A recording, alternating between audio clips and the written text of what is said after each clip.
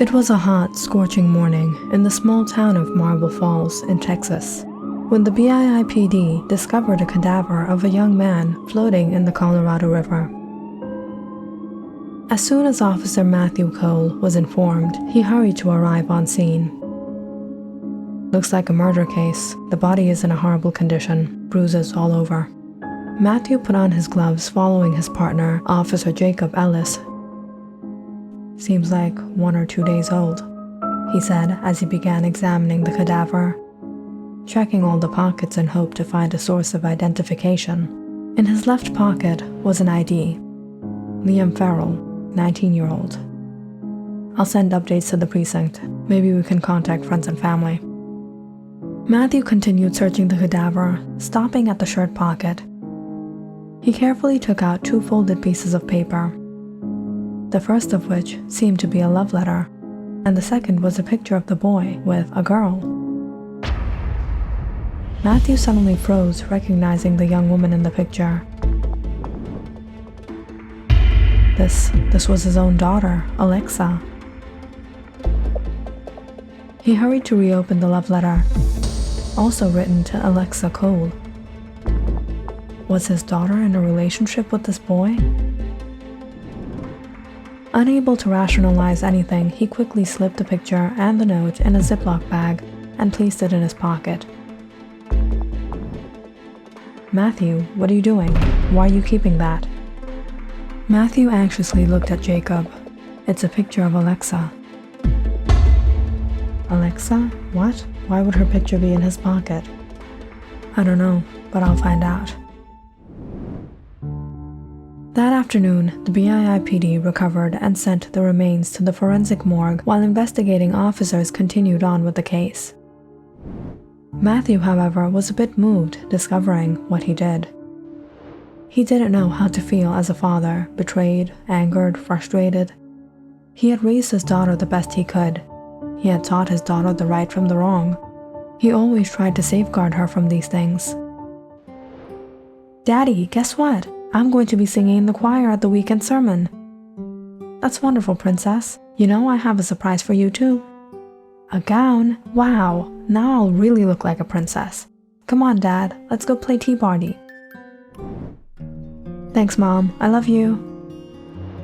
Whoa, where do you think you're going, young lady? Dressed like that? What's wrong with this, Dad? I'm all covered.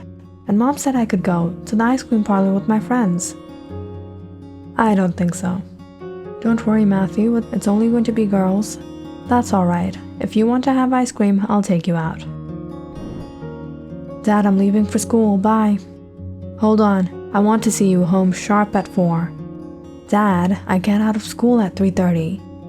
And that's just enough time to make it back home. Not a minute late. Alright, Dad, don't worry. From a very young age, Matthew had made sure to instill the right values and teachings in her. Alexa always attended the weekly sermons with them. She topped all her classes, she was always home on time, she followed all rules and regulations. All this time, he had thought Alexa was a good, obedient, decent young woman. She wasn't like the others of her age. She wouldn't do anything that would disgrace the family. But was this all a lie? Had Alexa been involved in something shameful? Had she been lying to him?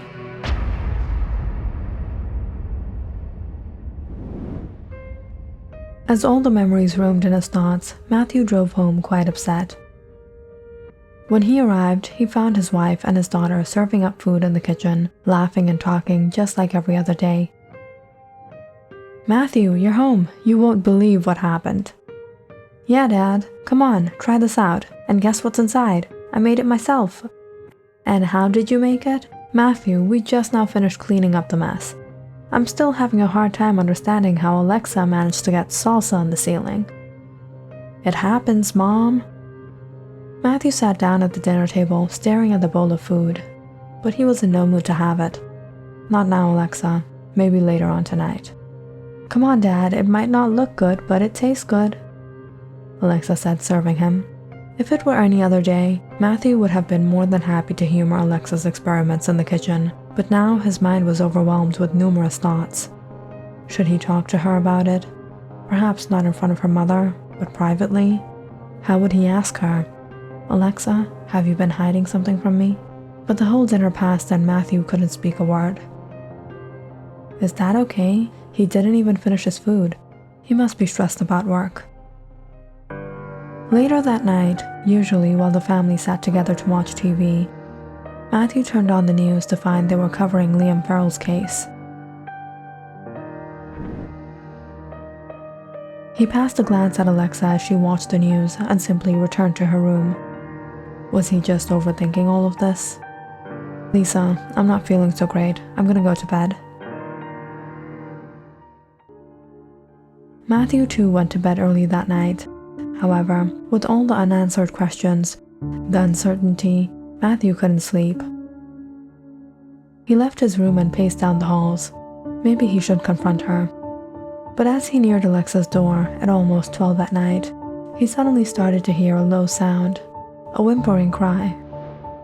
Alexa was crying.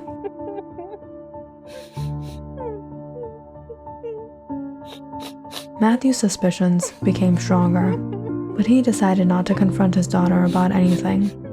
Not yet. Not when she was hurt, crying like this.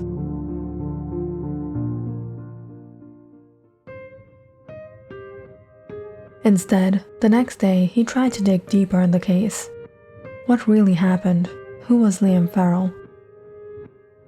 Just a quick search through files, he found out this boy studied at the BII Law School, just a walking distance from Alexa's college. They also shared a few classes in the same building on specific days of the week. Perhaps that's how they had crossed paths. Matthew had been the fool to believe his daughter wouldn't get involved with someone while she was in this environment. He immediately did a background check on this boy, and from what he found, he was from a good family. In fact, Matthew was familiar with one of his relatives and a few other people in his circle. It wasn't odd in this small town. Everyone knew everyone around here. So Matthew immediately took his car keys and headed out. There was someone he needed to get hold of. Perhaps he could get information from there.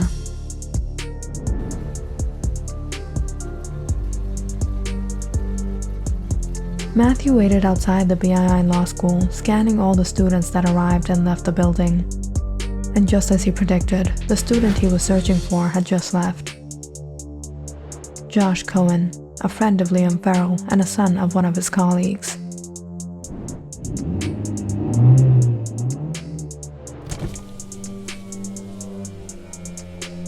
"Get in the car," Matthew said, rolling down his window. Josh stared at the officer, a little panicked. He knew he had no way out of this and quietly got in the car. "Yes, sir." "Josh, I know you know me, and you've probably heard about how I am. Unless you want to get into trouble, tell me what happened." Josh nodded as he knew exactly what Matthew was speaking of. It happened 4 days from now, on the night of the Halley's Comet. Some of the college kids had arranged a small party at the lakeside park at midnight. I was there, and a few others including Alexa and Liam. Alexa and Liam were dating. But they kept their relationship a secret because Alexa was afraid you wouldn't approve of it. That night, she had sneaked out and met us by the river where we had set up a bonfire and gathered some snacks and planned to sit out to watch the comet. But our party was soon foiled when a few other guys showed up and started creating trouble. "Hey, sweetheart, what are you doing out here so late? You need a place to spend the night? We'll take you home, baby." They started harassing Alexa, and when Liam stood up for her, things escalated to a fight. "Leave her alone." "Yeah, and what are you going to do about it?" "Look, we don't want any trouble." "But we do. Come on, sweetheart. Tell your boyfriend you want to come with us. If you dare take another step towards her." Liam had barely managed to hold them back, but Alexa froze on the spot, too panicked to do anything. "Alexa, get out of here. Go." "No, I'm not going to leave you." "I'll be fine, just leave." That night, I rode Alexa back home on my motorbike.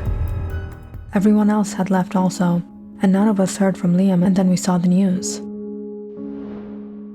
Who were they? They usually hang out by the club on Downey Street. With Josh's help, Matthew was able to identify the 3 thugs that had been responsible for what happened. And that evening, he along with Officer Jacob confronted them. You fellas must be Thomas, Maverick, and Shane. We need to have a talk. We don't have time to talk. Actually, we don't want to talk. Are you sure? It's about the night of the comet. What about the night of the comet? Can't talk here. Get in the car. No way. We're not getting into your car. When the guys continued resisting, Officer Jacob got off the car and walked around to them. Listen, kid. We know you're from reputed families, and we found nothing against you, except that some kids saw you hanging out with Liam on the night of the comet. And you know what happened to Liam. So get in the car so we can have a conversation now and let you go. Or we can bring a warrant to your house and we can have a conversation at the police station, which won't be good for your parents' image. Hearing Officer Jacob, the guys passed each other a glance, realizing they needed to get this settled. So they hopped onto the car. So tell us, what really happened on the night of the comet? Matthew asked, peering them a glance through the rearview mirror. Nothing much. Liam was with some girl, but then the hoe left him and ran off with his friend, and then he got pretty upset. And you think, or you know that's what happened? We saw her leave ourselves. So you're saying this could be a case of suicide. Can you identify Liam's girlfriend? We don't have time to go around searching hoes. Matthew sternly looked at the guys. Did you engage in any arguments with Liam that night? We didn't even talk much. Liam was crying the whole time. Are you sure? When the officers kept questioning them, they became quite aggravated. I don't think you know who we are. My father can have you suspended for harassing us like this. Listen, you don't have anything against us, and you can't do anything to us. You have no evidence. Matthew quietly drove on as he nodded. I see.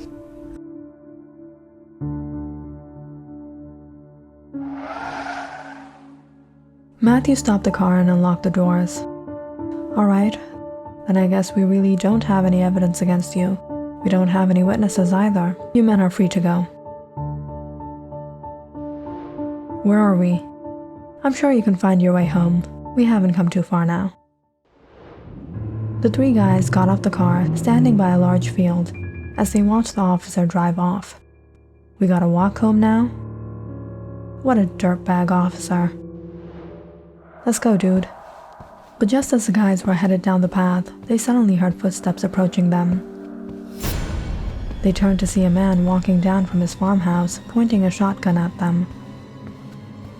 They all put their hands up. We ain't here for any trouble, sir. The man clenched his jaws as he shook his head and squinted as he targeted them. Sure you're not. This is for Liam and Emily.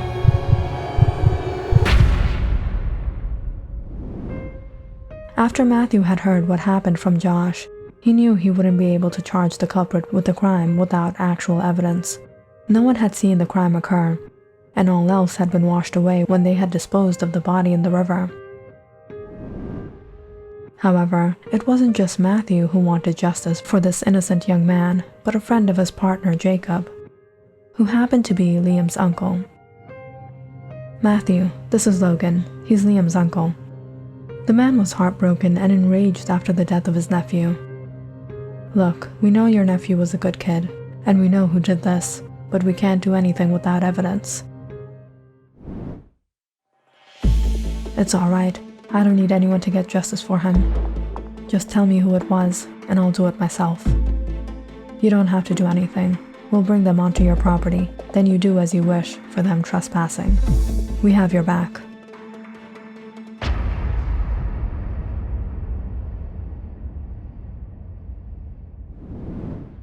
Just this evening, 3 men were caught trespassing onto private property and were killed when the owner shot them in defense.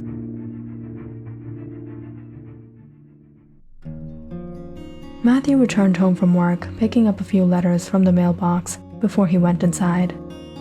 He stared at the news flashing on the screen as he sighed, heading over to Alexa's room.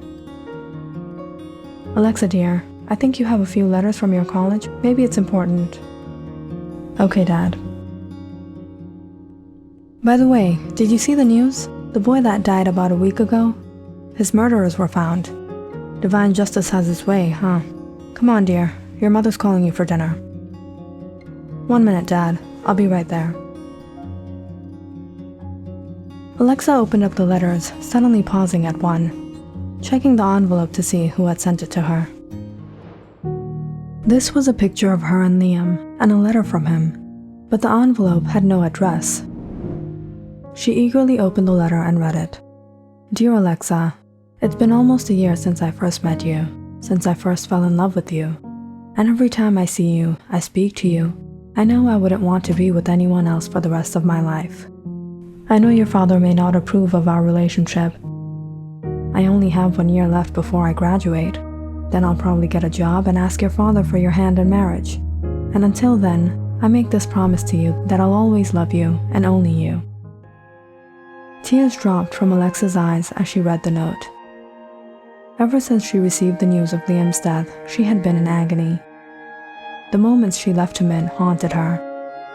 But reading this helped her have that closure she needed. Even if she would never be with him again, she would always love him forever.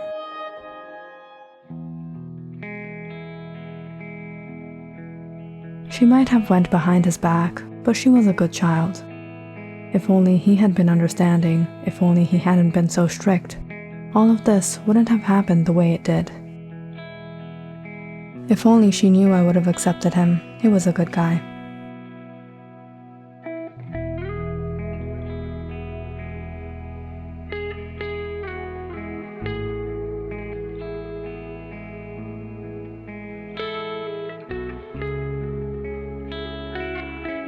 Click on the subscribe button and check out more awesome videos on our channel.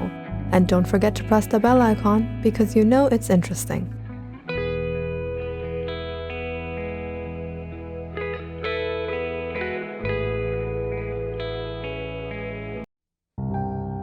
Zach is 7 years old. Today he won a soccer tournament at a school and was awarded a trophy. But Zach doesn't have a mother. So after school, with his trophy in his hands, he walked all the way to the warehouse where his father works. Dad is gonna be so proud.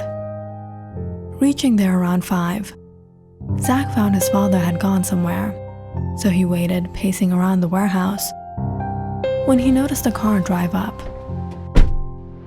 and Mr. Marcel Luigi stepped out. He was his dad's boss. Master Zach, you won a trophy. Congrats, young man, he said with a smile. Your father will be here in a while. Vincent, take Master Zach inside and get some snacks for him. Zach was escorted inside, where he sat down on the sofa, eating his cookies and milk, while watching the clock tick by. Suddenly hearing the door open and his father step inside, Zach jumped up with his trophy. Dad, I won the soccer tournament.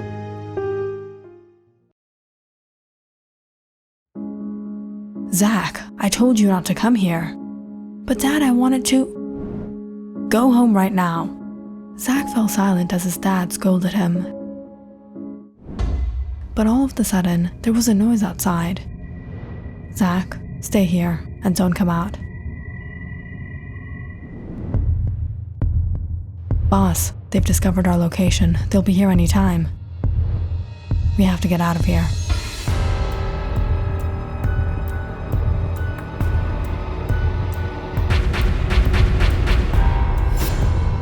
Hearing shots being fired, Zach anxiously stayed in the room. But when everything fell silent, he slowly stepped out. Staring at his dad laying on the floor, Zach fell weak to his knees. Dad?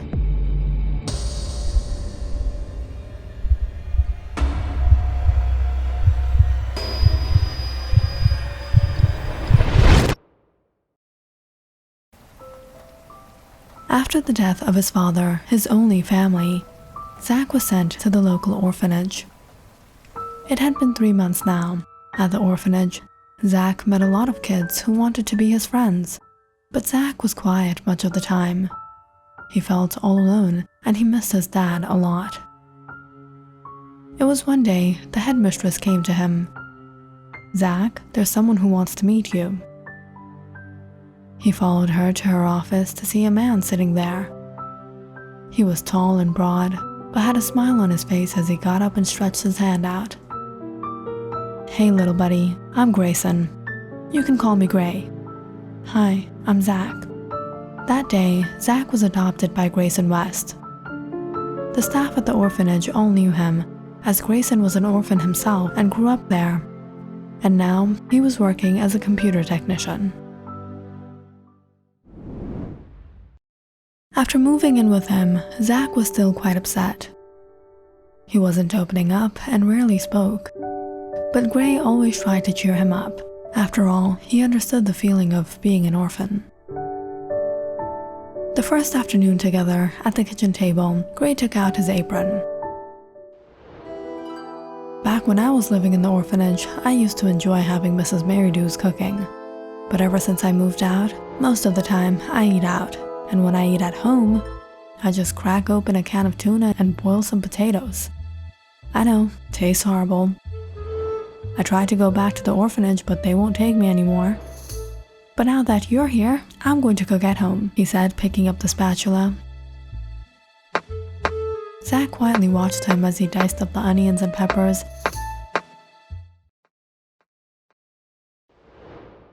"Wow, that smells nice."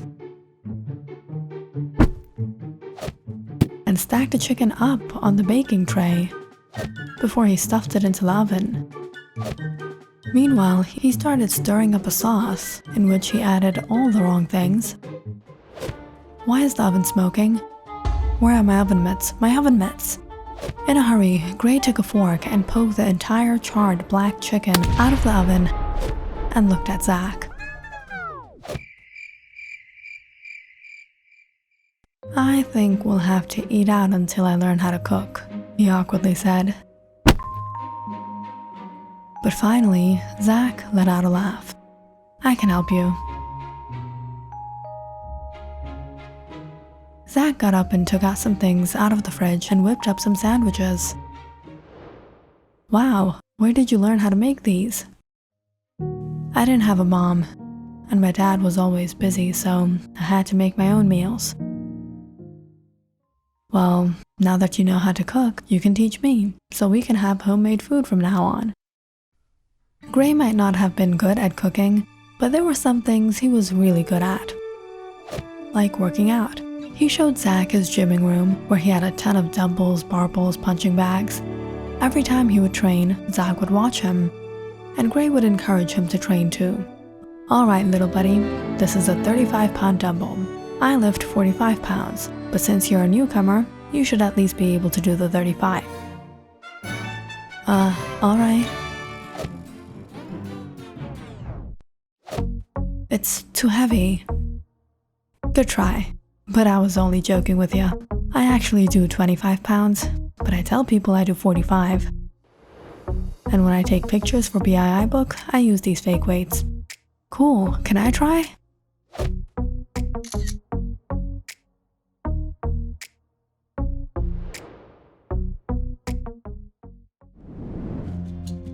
Soon Zach got enrolled into school, and life was settling down once again for him.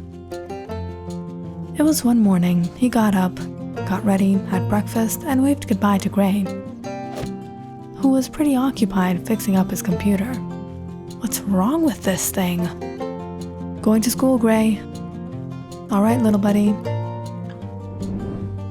The day went pretty fine for Zach.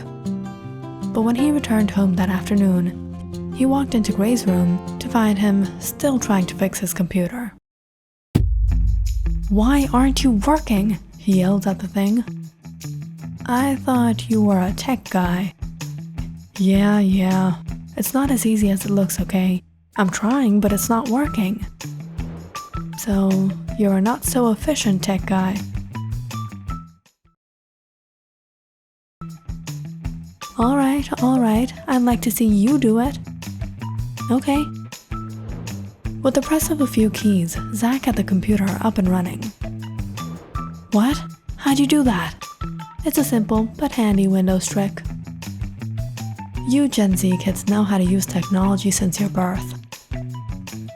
Yeah, but aren't you the one who's supposed to be raising me? It's like I'm raising you. I cook for you, I do your work for you.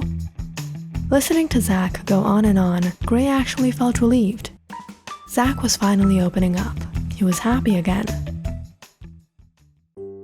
The days went by in which they kickboxed together, played computer games, and before long, Gray had become a good cook too. But every Sunday, Gray took Zach to a small sushi shop across town for dinner. Out of all the places, why do we have to come here every Sunday? You don't even like sushi. Yeah, but you like sushi, don't you? Yeah, but you can't even digest it. Every time you have sushi, you puke at night. Hey, quiet, she's coming. Who? Zach followed Gray's gestures to notice the waitress nearing them. Oh, so it's a girl. Hi, Gray. Hey, Felicia. So what's it going to be? You know my usual, one dragon roll. And for you, mister? I'll have a king crab roll. And my friend here would also like your number and wants to ask you out on a date. What? What are you doing? Please, don't pay attention to him. He's a little kid. Really? I was about to give you my number, but I guess that won't be necessary. No, I didn't mean it like that. Then you want my number? And that was the beginning of Gray and Felicia's relationship. They started dating, and within a couple months, they were madly in love and decided they wanted to get married. Get ready for the camera. Now you'll have to have sushi for the rest of your life. What? Never thought about it like that. The day of their wedding marked a new beginning for all of them. And before they knew it, 10 years went by. The house had absolutely changed ever since Felicia moved in. She had made the place feel like home. The couple had a daughter, Amy, who was now 6 years old.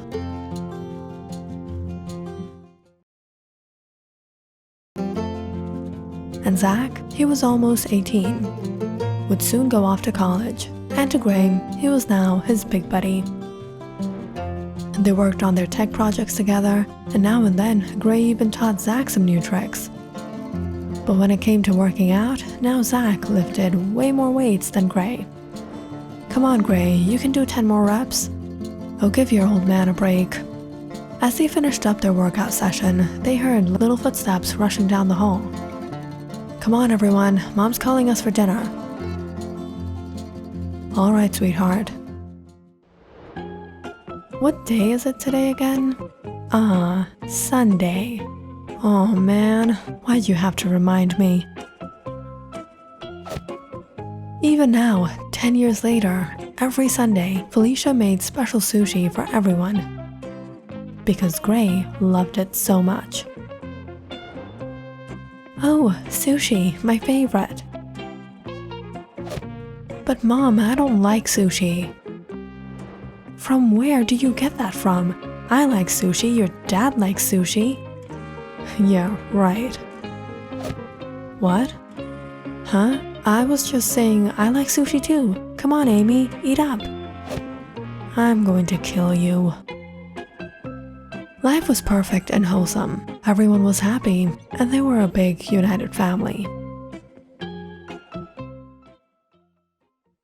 The following day, after finishing up school, Zach was returning home when he realized someone had been following him.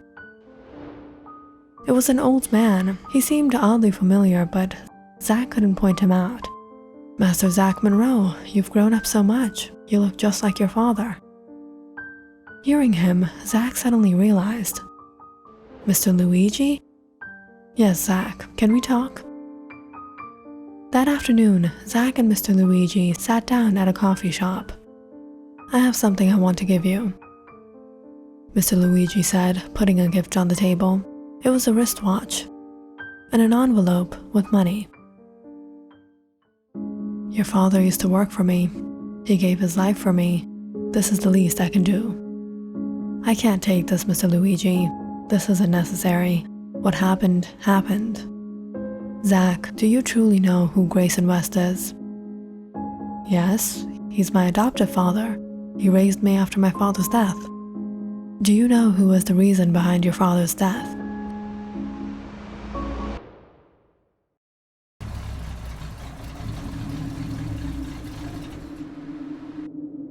"Let me go put her to bed."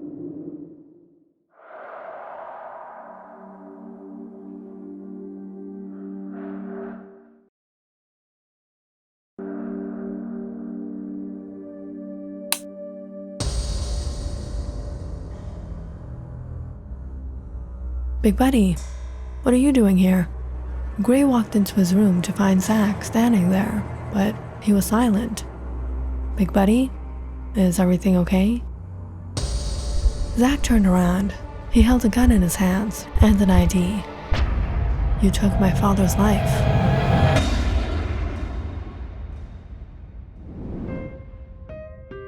Grayson West was an orphan.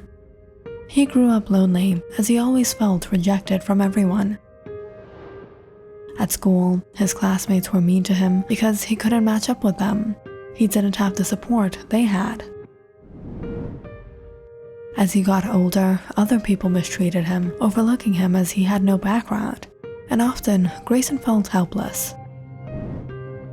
This lonely childhood had made Grayson hard-hearted. He became harsh and ruthless to everyone around him. And when he grew up, he joined the police. But it was on one of his operations in which he pulled fire on one of the henchmen of the syndicate boss, Marcel Luigi, and saw his son, Zach, crying beside his dead father. Grayson realized what he had done, what he had become.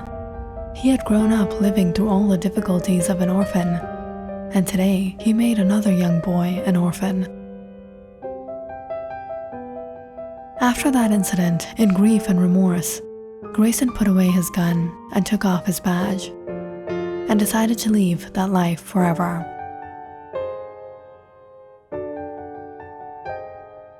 But it was soon after that the struggles began.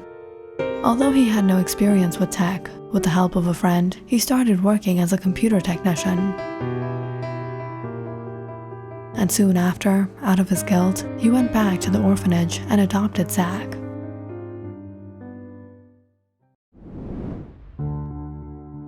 "Zach, when you were younger, I didn't tell you because I thought it would be difficult for you. And as you were growing up, I wanted to tell you, but I was insecure. I was afraid you would hate me. I was afraid to lose you. But if you feel taking my life will bring solace to you, then go ahead. I have no regrets. I know you'll take care of my wife and daughter after I'm gone." All of a sudden, Felicia came into the room and froze seeing Zach holding a gun in his hands. "What is going on?" "Nothing. Go, I think I heard Amy crying." "What? I just now put her to bed." "It's okay, I'll go check on her," Zach said as he put the gun back in its place.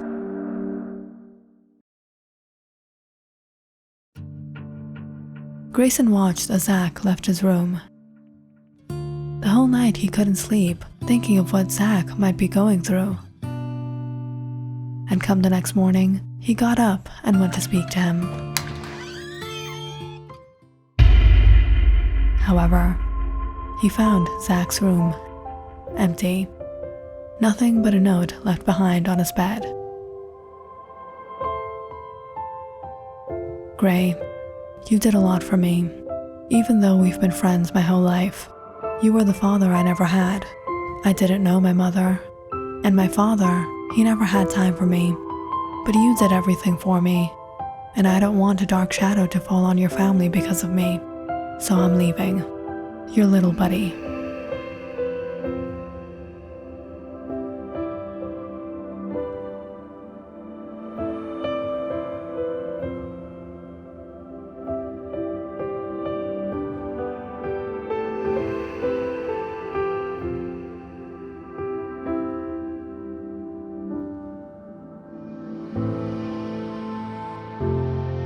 Click on the subscribe button and check out more awesome videos on our channel.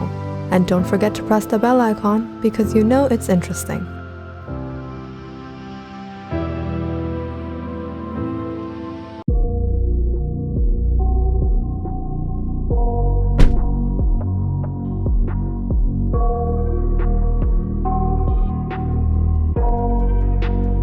What can I help you with? A pistol.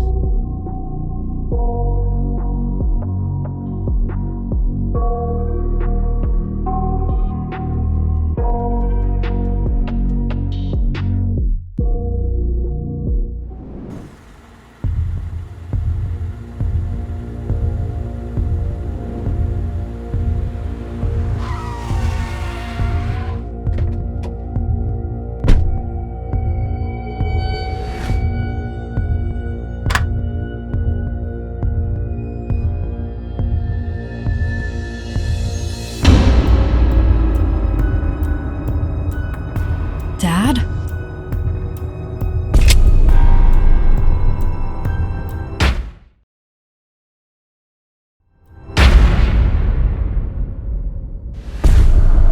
Your ID? Mister, I need your ID. Jacob suddenly came to his senses, staring at the man at the gun store. He placed down the gun and simply walked out. Jacob is losing his mind. He can't take the rage anymore. He is full of regret. If only he hadn't listened to Amanda, none of this would have happened.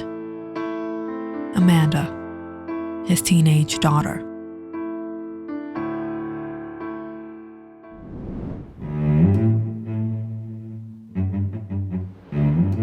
Dad, everyone at school has a laptop. I need to get one. Everyone? Come on, Dad. You want me to be emotionally damaged and never reach anywhere in my life? What does your future have to do anything with the laptop? You see, this is what I'm talking about. Emotional damage. I never had a laptop. I turned out fine. Your mom didn't have a laptop. She turned out to be fine. And we didn't get emotionally damaged. That's ancient time, Dad. Like the Stone Ages. Now you can't do without a laptop. Technology is everything. You know what? I do see. I don't want to raise my daughter like a caveman. How can I do that to my daughter? Does that mean, yay, Dad, I love you?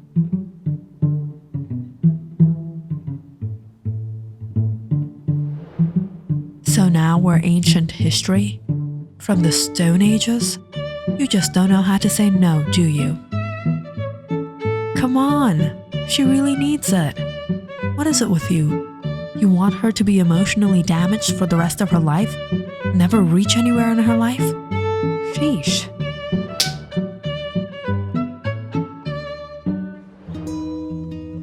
Amanda. She is the only child of her parents and the life of the family. She grew up getting everything and anything she wanted. Her parents never said no to her. And just a few days of convincing her dad to get her a laptop,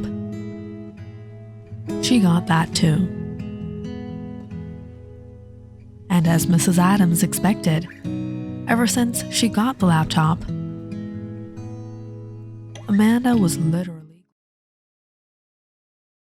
literally glued to it. Days went by and the girl wouldn't detach herself from it for a second. Amanda, it's dinner time. What are you doing on that? I'm not hungry, Mom.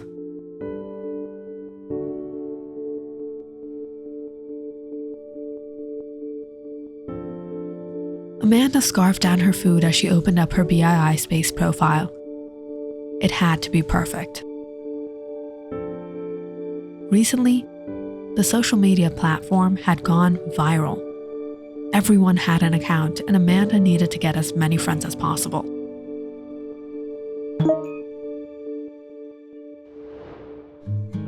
Hey, you look familiar. Amanda got a message from Paul_TJ. She didn't know him. His profile was empty. Do I know you? Probably not, but I know you. How? It's hard to forget someone who is so beautiful. Oh, really? Then it's only fair that I get to see you too. Well, can't argue with that. Paul sent a few selfies of himself. Amanda was quite impressed. He was good looking. That night, Amanda and Paul ended up talking for hours. Paul went to the BI Academy. He was a year older than her, but they got along well.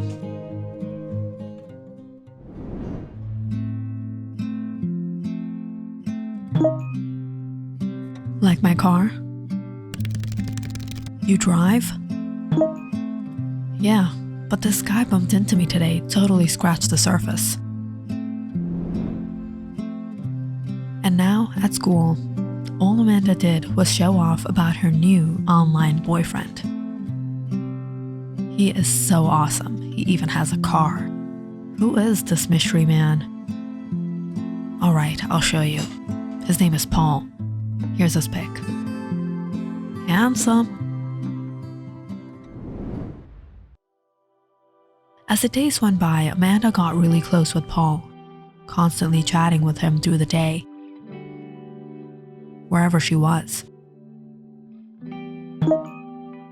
When are we going to meet officially? How about tomorrow after school?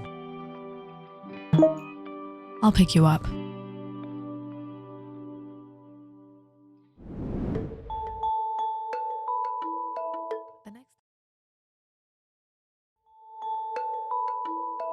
The next day at school, Amanda was nervous as she was excited. What's up with you? Why are you so jittery? Paul's picking me up today, but I'm kind of nervous. Can you come with me? Oh yeah, I want to see this guy. After school, Amanda and Brittany waited by the park where Paul was to pick her up. As soon as Amanda spotted the car, she ushered Brittany. Gotta go.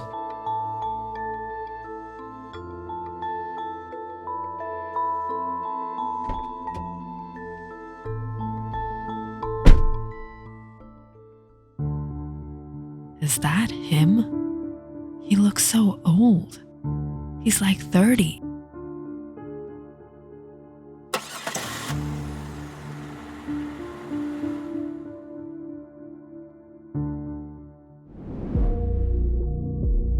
The next day, Brittany waited for Amanda. She wanted all the details. But Amanda simply avoided her. It wasn't until after school Brittany got hold of her. What's up? Hey. So that was him yesterday? He looked like he was 30 years old. And he didn't look like anything in the picture you showed me. Yeah, I know. I didn't tell you because I knew you'd be judgmental. What? So this whole time you knew you were talking to this creep? He's not a creep. Are you crazy? He's taking advantage of you. You're only saying that because you don't know him. Amanda walked off, leaving Brittany. Brittany has been friends with Amanda since childhood. She knew when Amanda was being passive-aggressive. Something wasn't right.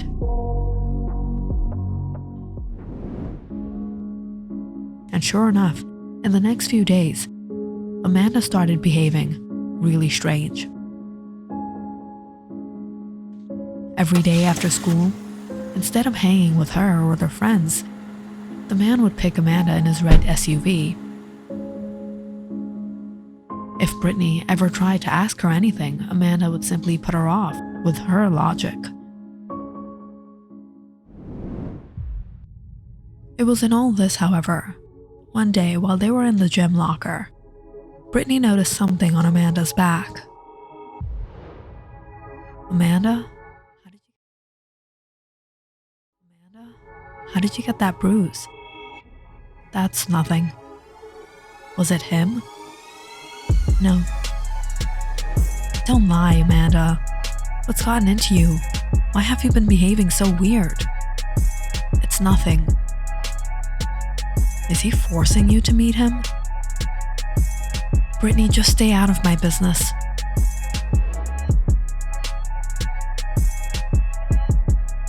I'm sorry, Amanda. I have to. When Amanda came home that evening, she found her parents waiting for her laptop on the table. Is there something you want to tell us? About what? Where are you coming from? I was with Brittany.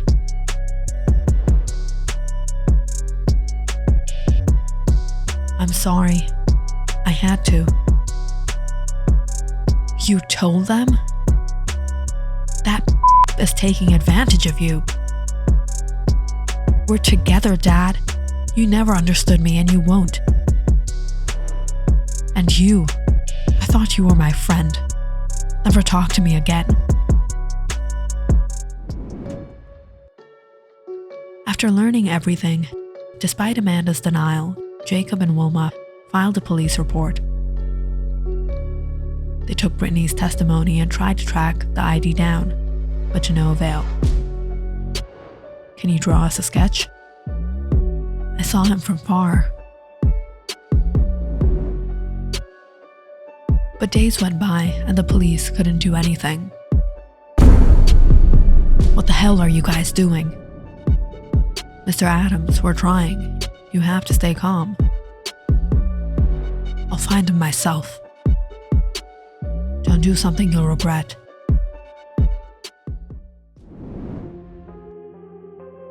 From that day on, Jacob didn't let Amanda alone again.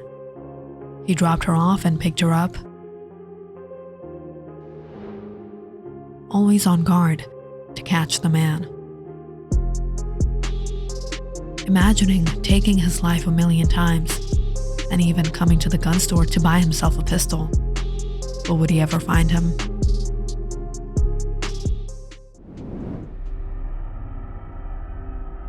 The next day, while waiting to pick up Amanda, he noticed a man eyeing her. Unable to keep in his rage, he walked up to him and pushed the man in front of the whole school. What are you looking at, huh? What do you want from me, man? What are you doing? Dad, stop!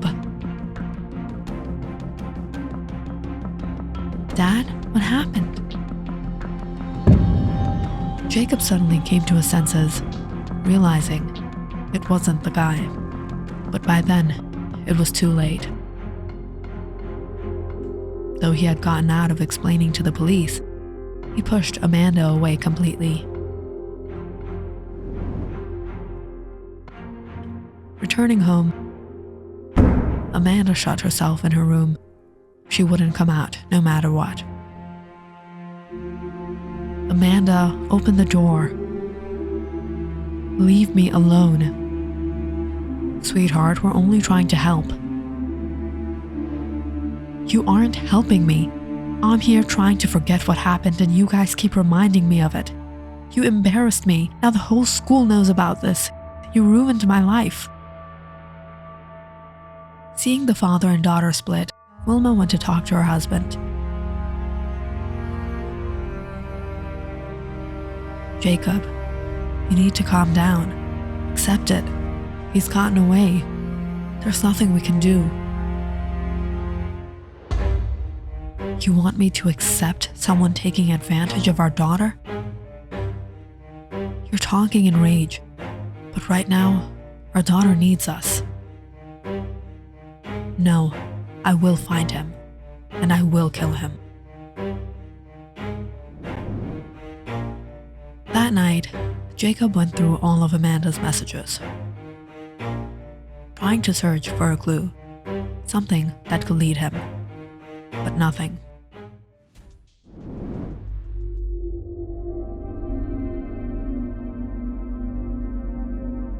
Until one night at work, he noticed a red SUV pull up.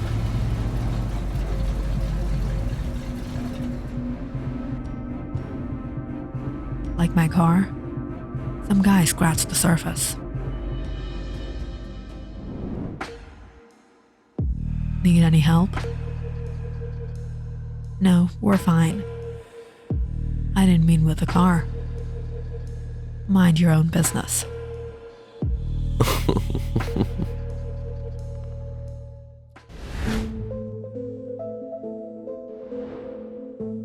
Get on the register.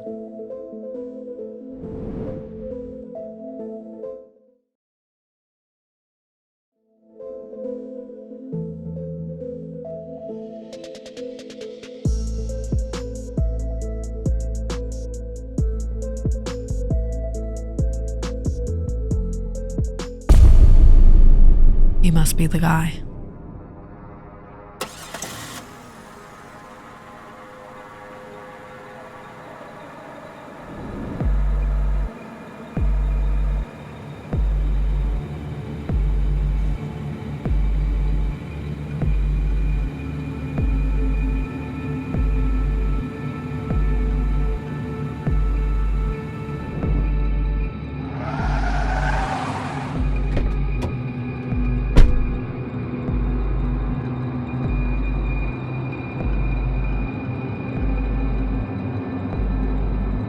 You've been following me from that gas station.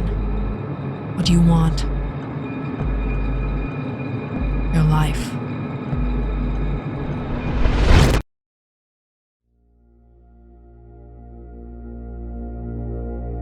Paul woke up in a dark room. He was bleeding from his head.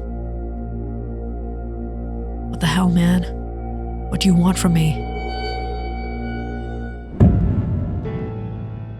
Why did you do it? Do what? Amanda. Who is Amanda? Who are you? Oh, so you don't remember who she is.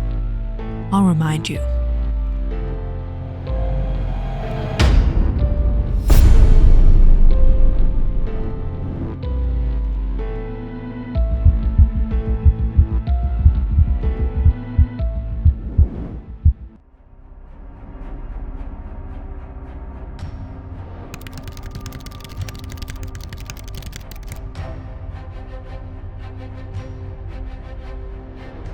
Sir, the ID is online.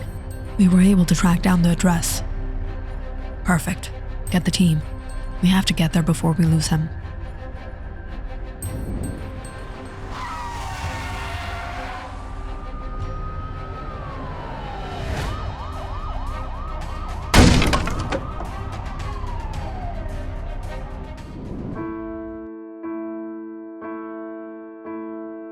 Jacob, where were you? I've been trying to call you for hours. How's Amanda? She's in her room. The police called. They tracked down the guy. What? Yeah, they took him in. He confessed everything.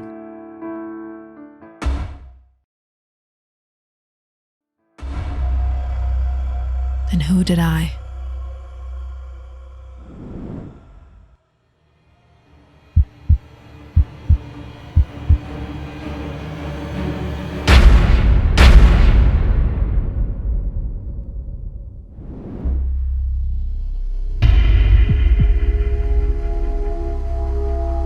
Click on the subscribe button and check out more awesome videos on our channel.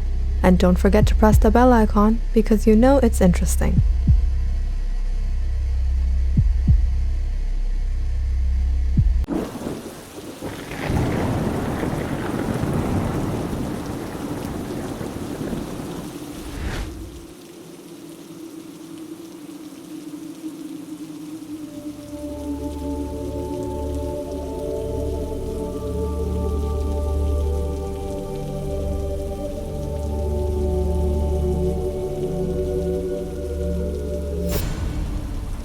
Get away from my child.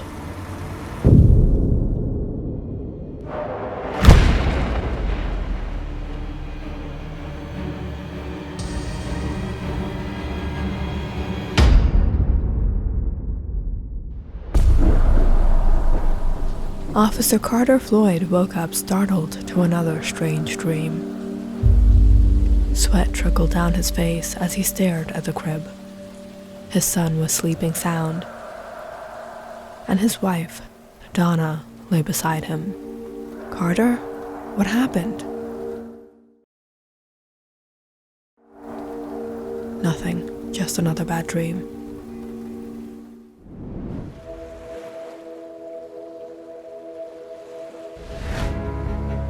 Carter Floyd is a military officer. For the past 6 months, he has been on duty overseas. He was assigned by the government to occupy a Pacific island and establish a naval base and a site for testing arms. After arriving here, with the help of the locals, Carter marked out the government territory on the island and had made significant progress. During his stay, he received news Donna had given birth to his first child, and she arrived to the island some months later to visit him. But it was ever since Carter took his precious child in his arms, he started having these strange dreams.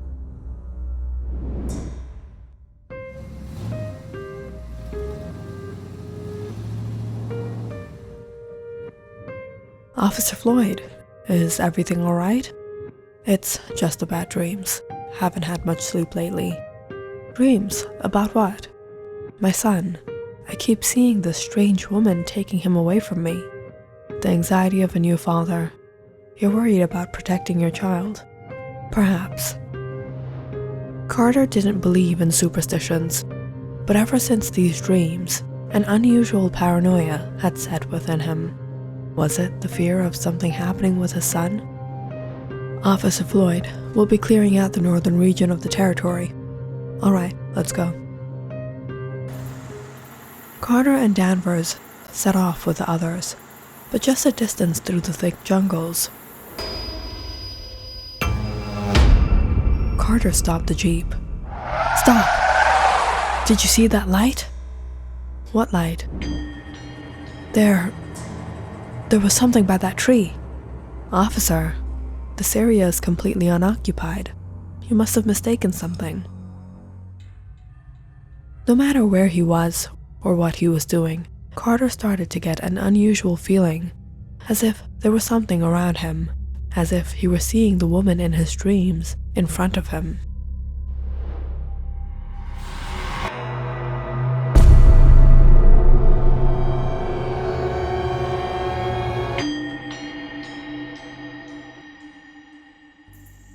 In his anxiety, Carter returned back to camp to find his wife cooking food outside.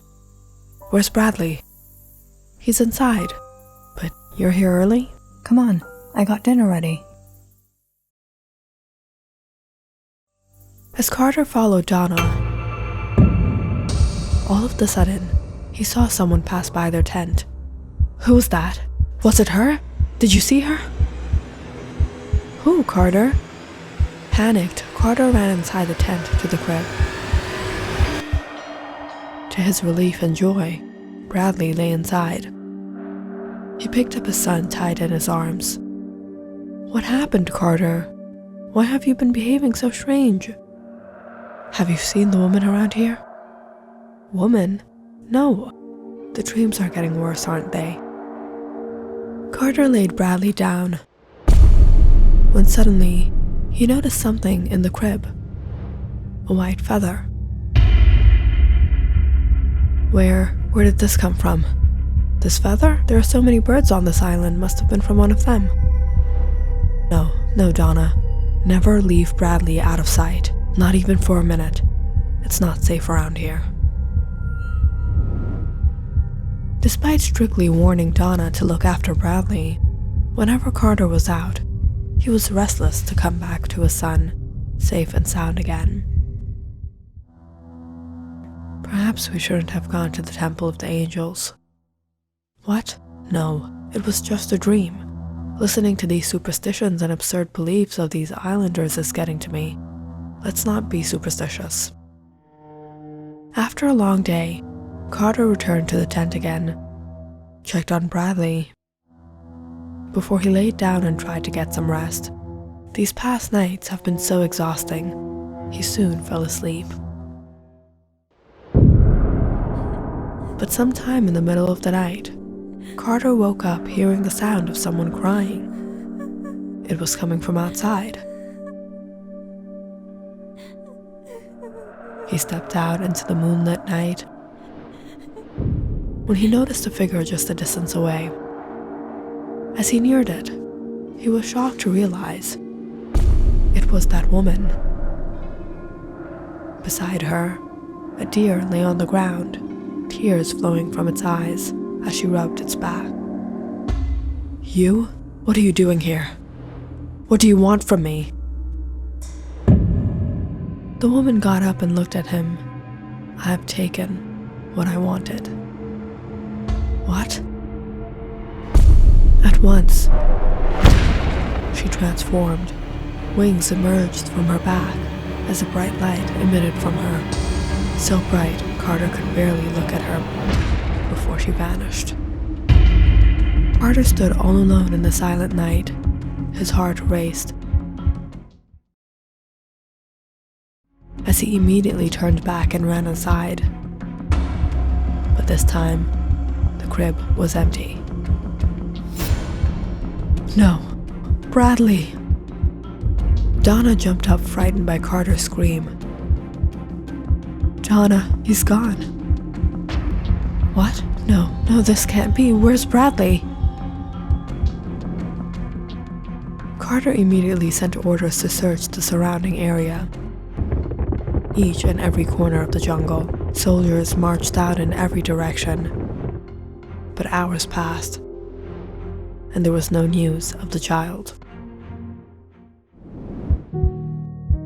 Carter, he didn't even know how to properly crawl. Where could he have gone? How could he go missing? Our firstborn. He was taken from us.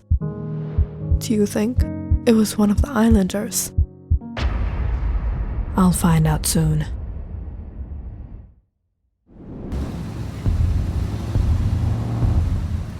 That dawn, soldiers rounded up the islanders and brought them to the camp to be questioned.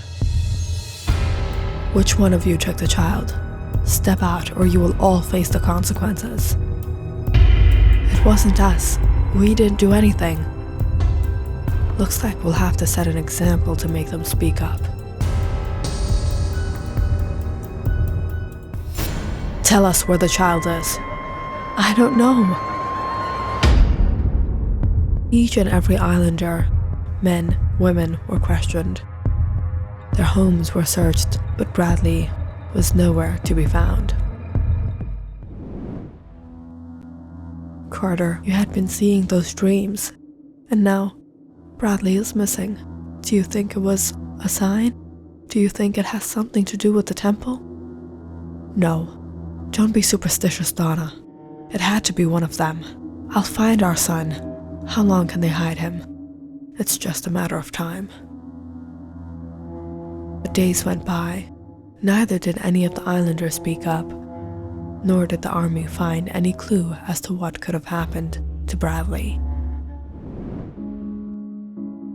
"Carter, it's been 3 days. Where's my baby? You said you would bring back my son to me. Bring him back, Carter. Bring him back." Donna was despair in her grief, and Carter too was devastated. He didn't know what to do. He lay in bed that night, pondering on those dreams, feeling hopeless. I need to go. Taking a lantern, Carter walked through the jungles until he spotted the temple.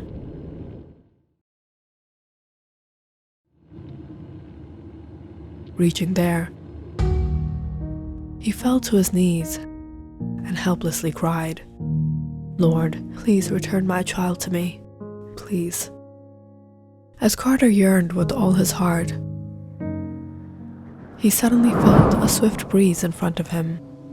He opened his eyes to see it was her. You want your child back?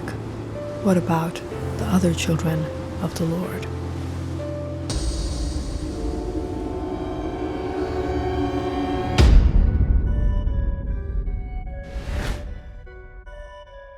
"6 months ago, Officer Carter Floyd was dispatched with a regiment to occupy this Pacific island with strict orders. It is instrumental that we establish an army base on this territory. But there are people living on the island, and they have strong religious beliefs. I don't think they'll give us the land. It doesn't matter what they believe. If they won't give it willingly, we'll take it. Are there people here that are indigenous to that island? No, but we might find some people who could claim lineage from there. Good, take them with you." Officer Floyd and his regiment, along with some folks whose ancestors were indigenous but were expelled from the land, Traveled there and gathered all the leaders of the island. As you know, this island is part of our country. This is our colony, and the land is government territory. we have been given orders to rehabilitate the indigenous who were expelled from the land and build a naval base here for the safety and security of this nation. Hence, we will be occupying the western, southern, and northern regions, including the river. You all will have to stay within the eastern regions where camps will be set up. You will not be allowed to cross onto government territory. There will be no fishing or collecting water at the river. Upon the announcement, many of the leaders objected. What? You can't do this. This is our land. How can you just take our land and our homes? What do you mean this is your land? This is my land. My ancestors are indigenous to this land. But your ancestry left thousands of years ago, and now you have come to make the claim?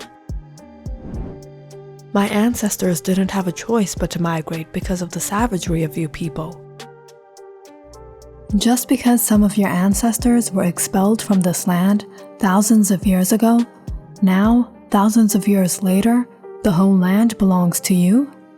This is absolutely absurd and ridiculous, and no more than the words of your mouth. And your ancestors were not the only indigenous people of this land. There were others.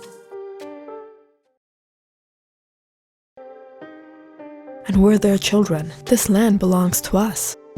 We have been living here for ages. Our ancestors have become one and the same with the soil of this island. What they're saying is true. It doesn't matter what the truth is. The only thing that matters is what we say, because we have got the power.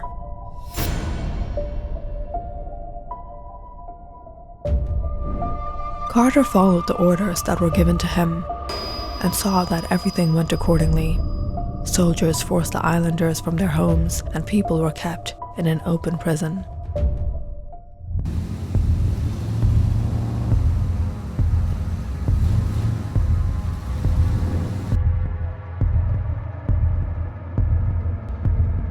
This is government territory, and you are illegally occupying the land. We have demolition orders for this area. No, these are our homes. How can you demolish our homes? These buildings have been illegally constructed. We had sent you a notice of eviction. Those who go against government orders will be penalized.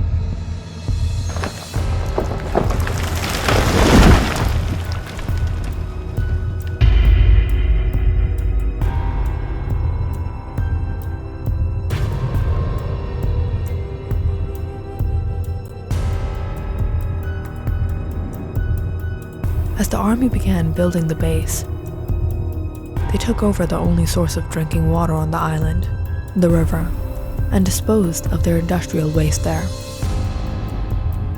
While clean water sources were arranged for the army, the islanders had no choice but to drink the contaminated water supplied to them. And soon, sickness and disease spread within their camp, leading to the death of many.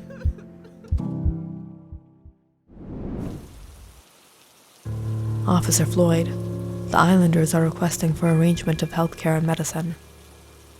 That's not going to happen. Put a sanction on all the healthcare and medicine arriving to the island. As the army continued to occupy further land, they burnt down crop fields belonging to the islanders and hundreds more of their homes. Men who retaliated faced death or were placed in prison. Women were taken advantage of.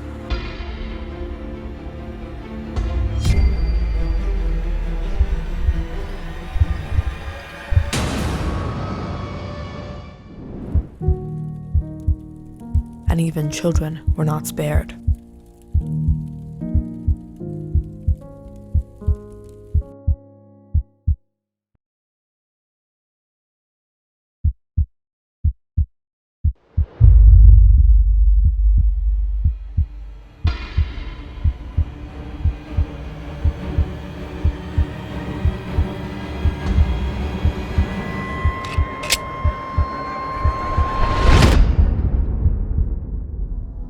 With numerous crop fields burnt down and destroyed, famine broke out, and the islanders suffered from starvation, and dead tolls increased.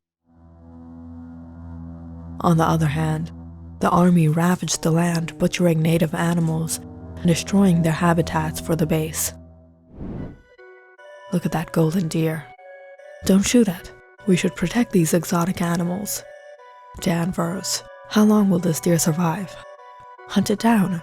We can enjoy its meat. But the animal has a child. It won't survive without its mother.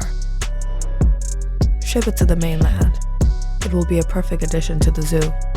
And if not, a good taxidermy.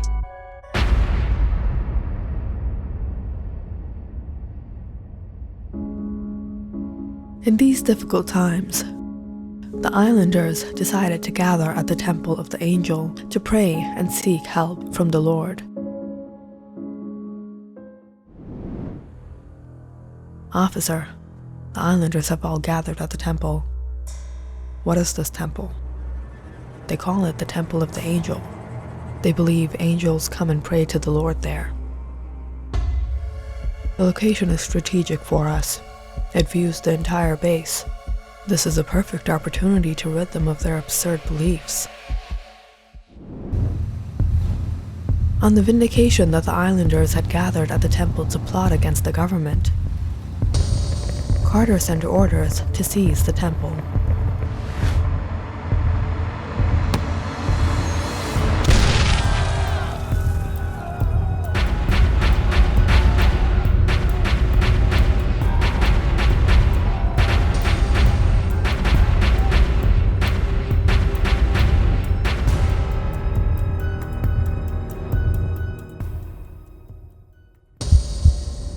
Please, spare her. She's pregnant.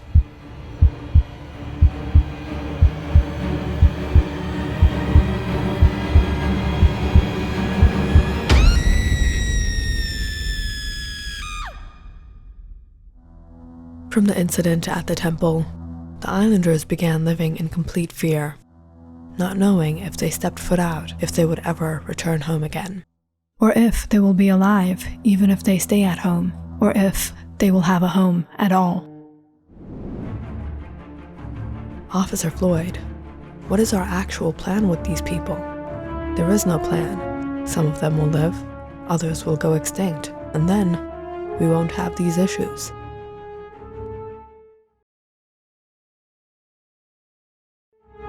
The islanders had been subdued to a great degree, and a large portion of them had been wiped out. The army made further progress in establishing their base.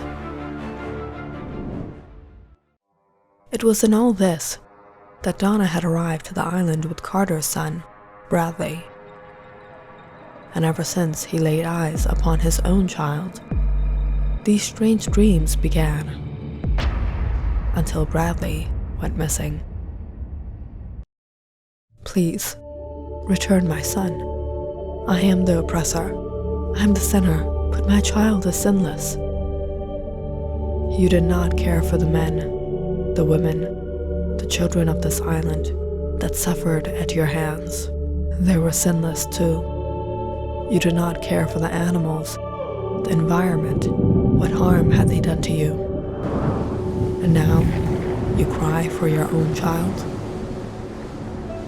Carter looked up at the angel and pleaded, I am a sinner. I have wronged the people. I have harmed the creation of the Lord. Punish me and return my child.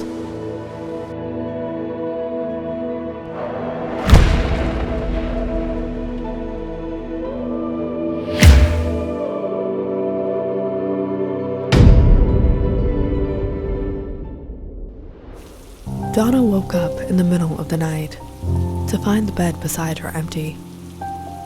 Carter? Carter? Worried sick, she immediately ran out to the camp to find Officer Danvers. I can't find Carter. Officer Danvers set out in search along with Donna until they suddenly heard a sound coming from the temple. There he is! Carter lay on the temple grounds, and beside him, Bradley sat unharmed. Carter? Carter!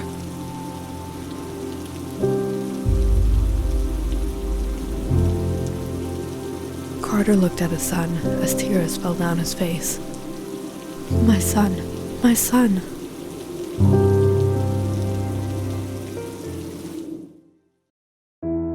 The next day, Carter resigned from his post and handed over his authority to the second in command.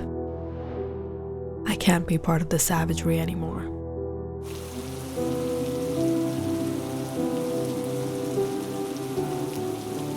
And Carter, Donna, and Bradley left the island once and for all.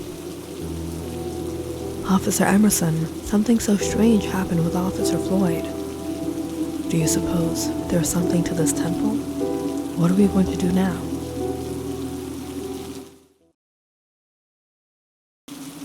What are we going to do? We have to continue our mission. We have to do what's best for our nation. We can't pay attention to these superstitions.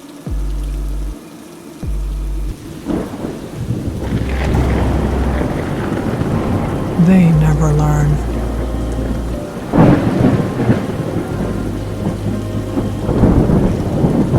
Click on the subscribe button and check out more awesome videos on our channel. And don't forget to press the bell icon because you know it's interesting.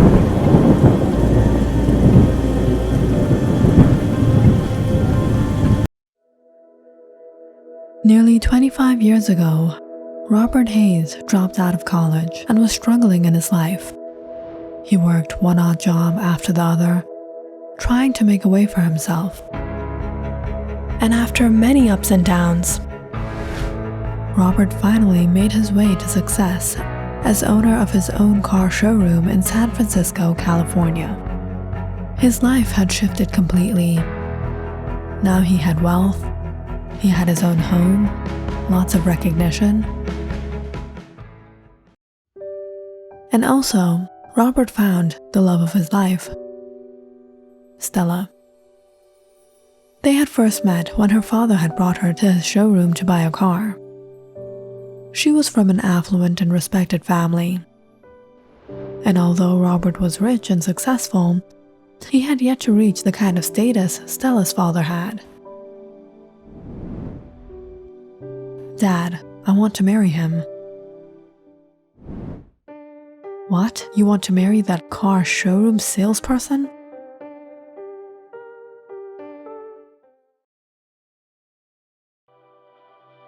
Despite his reluctance, Stella chose Robert and they got married. Robert tried to provide all the comfort and luxury Stella was used to. She lived a lavish lifestyle, attending and hosting parties. She had VIP memberships to elite women's clubs. She advocated women's rights, animal rights, environmental rights. Together, Robert and Stella were happy. She was loving and caring. and some years into their marriage, they had a beautiful baby daughter, Ellie, my little princess. Ever since her birth, Robert did everything in his power to make Ellie feel like she was a princess. He showered her with so much love, gifts, and toys, celebrated her every milestone. Robert never let her smile leave her face. His life couldn't be more perfect. His business was growing. He had a happy family, but everything changed with one accident.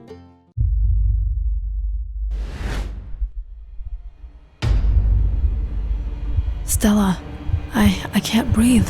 My chest. Bob, are you all right? Robert suffered a severe stroke, in which half of his body became paralyzed. He became bedridden, incapable of moving. But the most painful of all, his speech too had become compromised. Don't worry, Bob. Everything's going to be fine. I love you, Dad. Stella and Ellie tried to console him, but deep down inside, they were in despair, knowing he would probably never recover. What would they do with him in this condition? After Robert returned home, Stella and Ellie tried to support him and hired a nurse to take care of him. This bell is for you, Mr. Hayes. If you ever need help, just tap it. Come 2 months' time, Robert's condition had improved slightly, and he regained a little speech. However, things were very different in the house now. Much of the time, Robert was with Mrs. Johnson, and Stella and Ellie rarely even came to visit. Mrs. Hayes, would you please help me? I can't pick Mr. Hayes up on my own. He's very heavy. Is this why I've kept you here?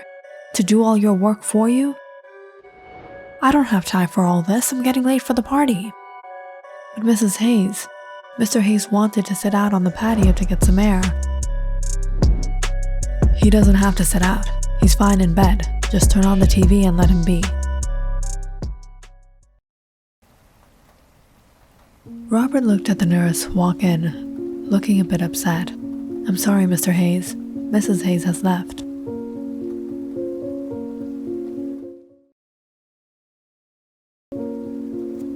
He closed his eyes, listening to the sound of Stella's heels in the hallways.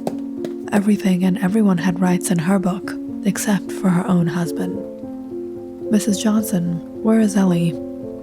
She's gone outside with her friends. I haven't seen her in the last 2 weeks. Even Ellie didn't even cross by his door, afraid he might want to talk to her. What did I do my whole life? I sacrificed my sleep, led an unhealthy life. I stressed, also I could make money and give them the life I never had. And today, they don't have time for me. The days were going by like this. Stella and Ellie were busy with their own lives. But it was one day, Mrs. Johnson quit her job, and they found themselves having to take care of Robert. Dr. Anderson, this is Stella Hayes. Stella, how's Robert doing? Bob's nurse suddenly quit, and you know how difficult it can be caring for him on my own. Will you be able to arrange an emergency nurse? Let me see what I can do. Mom, Dad keeps ringing that bell every 2 seconds. Water, this, that. He's never going to recover. I can't do all this. I know, sweetheart. I've been trying to get a nurse, but maybe we'll have to send him to a nursing home.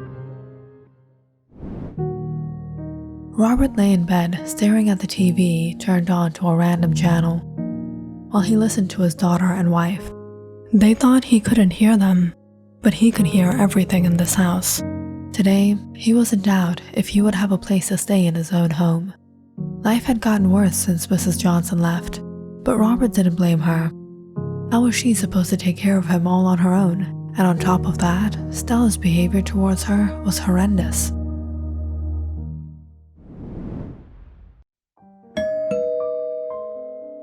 In this time of difficulty, one day a young woman visited their house. Hello, I'm Rose Dawson. I was informed you need a nurse. I've come here on Dr. Anderson's recommendation. Oh, yes, come in. How is the patient? His condition isn't so well. When can you start working? When would you like me to start? Right now. Stella escorted Rose around the house, showed her her quarter, and lastly brought her to Robert's room. Hello, Mr. Hayes. I'm Rose. I'm going to be your new nurse. Stella was relieved when Rose took over for her. In the next few days of caring for Robert, Rose spent a lot of time in his room. She was cleaning up one afternoon when she found a diary that belonged to him.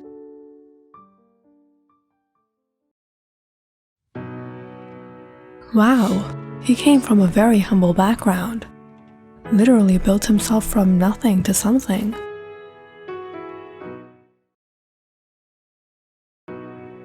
Looking through his desk, she spotted an old watch, an old wallet. Robert still kept these from the old days. Now in the Hayes household, Stella and Ellie no longer had to bother about Robert.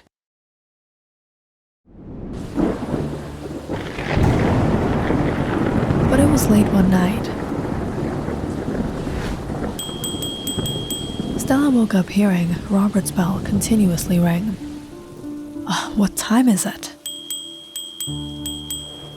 Where is she? Why isn't she going?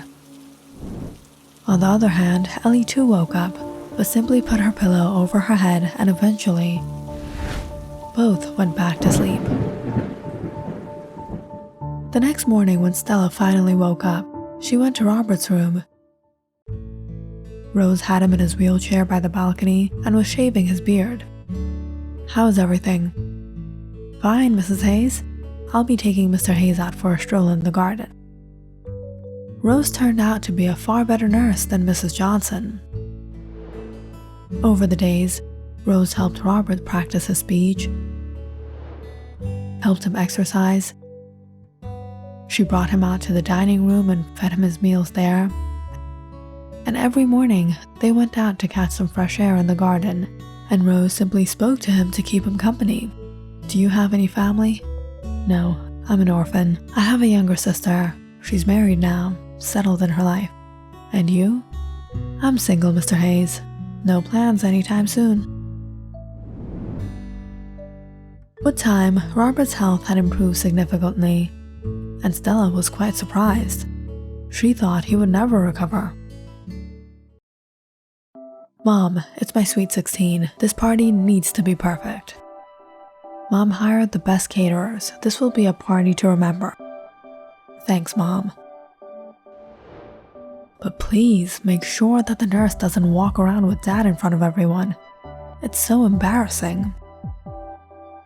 Stella planned the most spectacular night. But come the day the caterers and designers were scheduled to come, they didn't show up.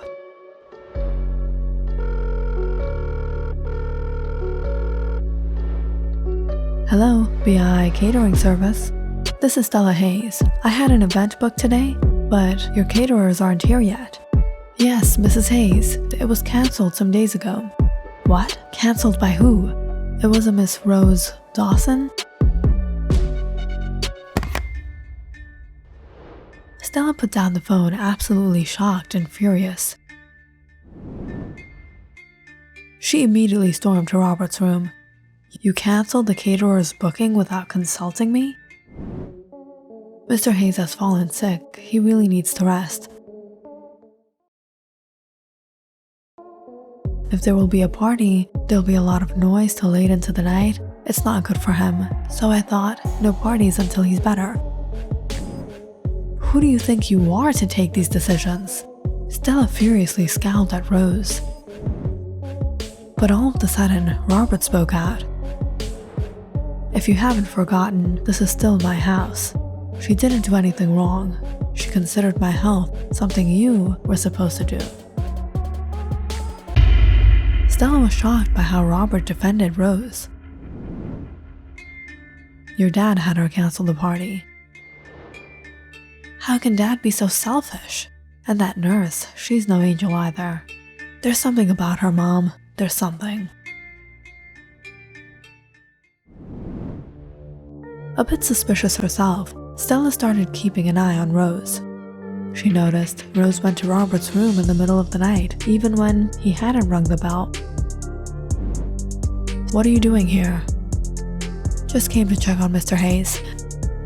Stella was starting to get a strange feeling about Robert and Rose.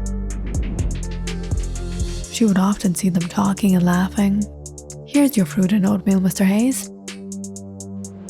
"I'll feed him. You can go." "No, Rose, stay here." "It's okay, Stella. I don't want to interrupt you from your busy routine." Stella clenched her jaws as she saw Rose take the bowl and start feeding him, both ignoring her. But that's not where it ended. All of a sudden, Rose started ordering the maid, moving the furniture around the house as if she were the one in charge. And it was one afternoon, Stella returned home to find her emptying her yoga room. "What do you think you're doing?" "We can't always take Mr. Hayes outside. It's raining out. So I thought, why not make this his exercise room?" Now with Robert recovering, there was nothing Stella could do about Rose. Whenever she confronted her, Robert always defended her.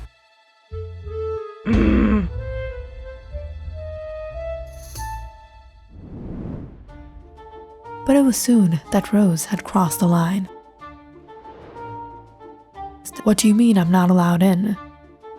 "Your membership has been revoked from the club, Mrs. Hayes." "What? This is a mistake." Stella tried to get her membership back. However, only got herself into more embarrassment when her debit card was declined. And she knew the only person who could be behind this. "How dare you? What do you think of yourself? You revoked my club membership?"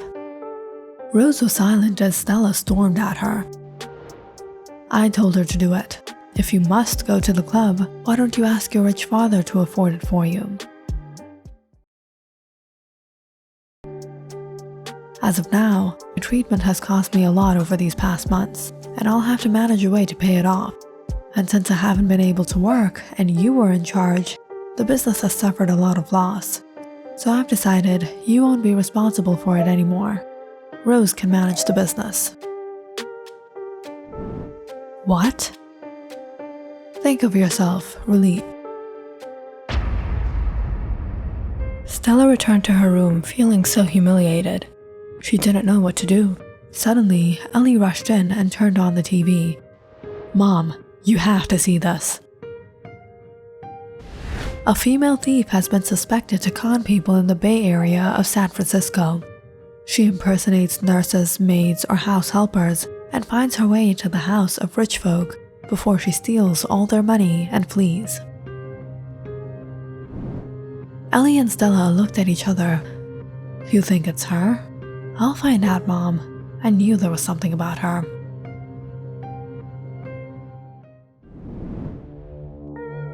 The following day, while Rose was out with Robert in the garden, Ellie went through all her things. Bingo. "Mom, look what I found." "That's my girl.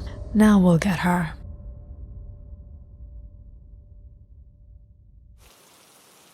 As the rain suddenly started to pour outside, Rose hurried to bring Robert inside.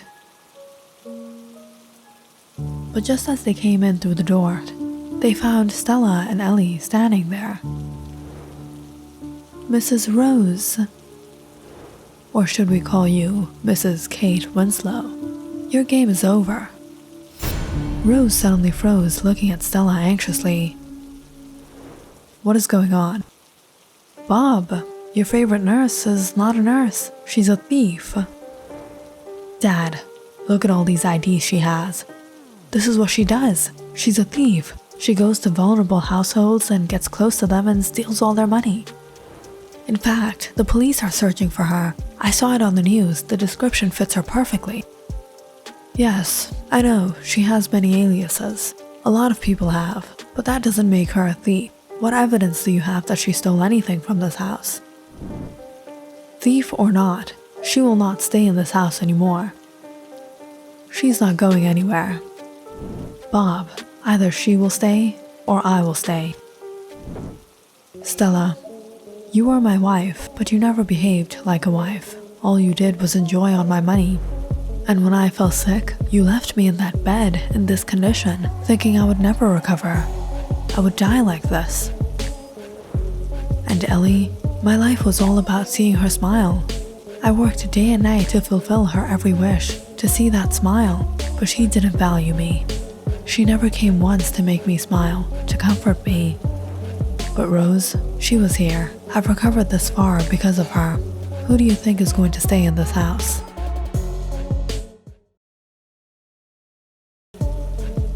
Fine, then I'll leave the house. Alright, go. But please, do come to our wedding. We're getting married. What?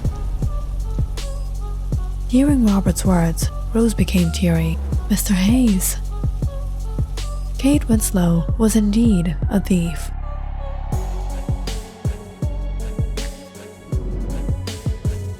She was the one the BIIPD had been searching for. When she came to the Hayes household, she came with those very intentions. In the first few days, she searched the entire house, finding Robert safe in his room where he kept all his money.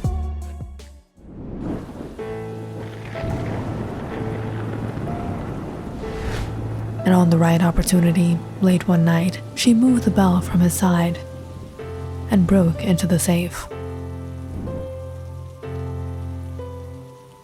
But it was as she got the money out. Robert had woken up. However, he couldn't move nor properly talk, so she could easily escape. But trying to call for help, Robert fell from the bed. Kate had almost fled from there that night, but seeing his struggle, she felt for him. She started ringing the bell so Stella and Ellie would come, and she could escape out the window, but no one answered Robert's calls. She knew if she left Robert in that condition, he wouldn't survive.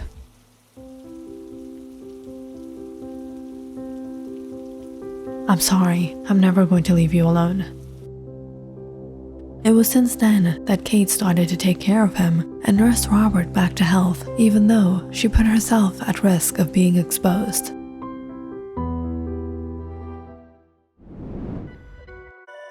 Ridiculous! I knew something was going on. I'll see you in court, Robert Hayes. And what will you do?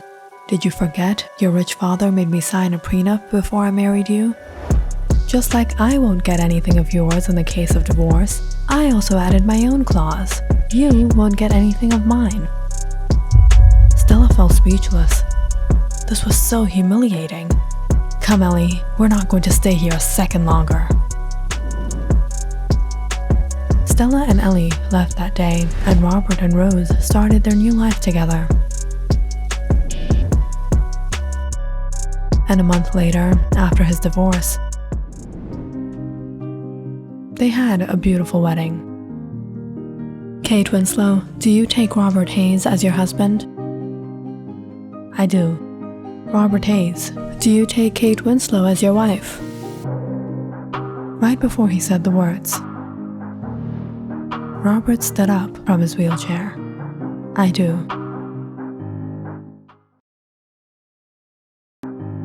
Bob, since when can you stand? It's been some time. I wanted to surprise you on our wedding. It's my gift to you.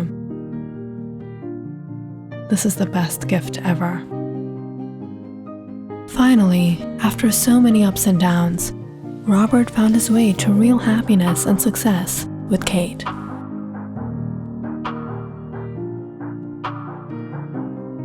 Click on the subscribe button and check out more awesome videos on our channel. And don't forget to press the bell icon because you know it's interesting.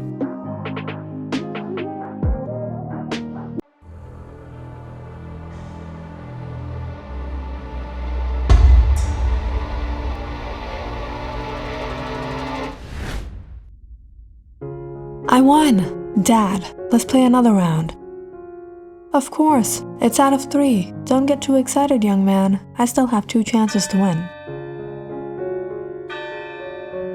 The Reed family, Vincent, Charlotte, their son Nathan, and their pet dog Chester were all spending some fun family time when they heard the loud sound of the altar bell from the house of worship across the street. Here in their small neighborhood in Montgomery, Alabama, whenever someone's prayers were answered, they would go and ring the bell, no matter what time of the day. That's enough for tonight. Vincent, the weekly sermon is tomorrow morning. Do I really have to go? Charlotte, you know I'm not into these things. Yes, you have to. People will ask about you. Now Nathan, off to bed. Okay, Mom. Charlotte went to the kitchen to wrap up on her day when she suddenly remembered. Oh no, Vincent, we're out of eggs. Don't worry, the store didn't close yet. Let me go right now. Okay, hurry back. Charlotte tucked Nathan into bed and snuggled in bed herself, waiting for Vincent. She didn't realize when she fell asleep. And when she woke up near dawn, Vincent hadn't returned. Anxiously, she paced outside, shivering in the morning mist, but the streets were empty. Mom, where's Dad? I don't know, sweetheart. You stay home. Don't open the doors to any strangers, all right? Later that morning, Charlotte decided to go out and search for him. Vincent didn't see him today. If he didn't come to the store, then where did he go? Hopelessly, Charlotte returned home to find Chester standing out by the fence waiting for her. Let's go, boy. She tugged onto Chester's leash, but a few steps in, Chester ran back to the same spot and simply sat there. She had to pick up the dog and bring him in. Nathan was sitting by the window, anxiously waiting as well. The evening went by awfully stressful. Nathan eventually fell asleep on the sofa, and Chester cuddled up beside him. But Charlotte couldn't sleep at all. The next morning, when Vincent still hadn't returned, she went to the police station while Nathan was at school. Officer, my husband has been missing for almost 2 days. He went out to get groceries and didn't return. He hasn't tried contacting me either. Are you sure he didn't go somewhere else? These cases aren't uncommon, Mrs. Reed. These days, oftentimes husbands abandon their wives and children without informing them. No, we were happily married. Then why don't you give it a few more days? Maybe he'll contact you.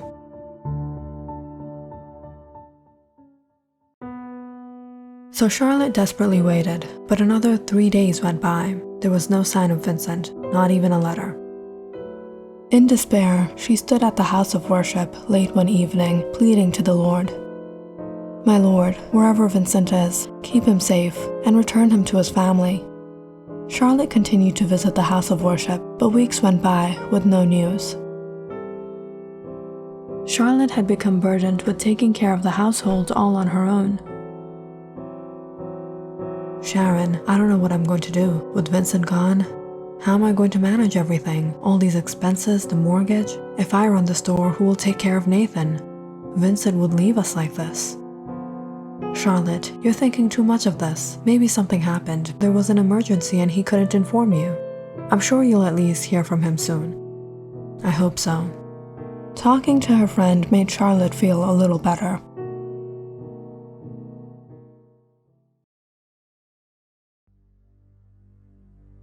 But now, months later, she had started to lose hope.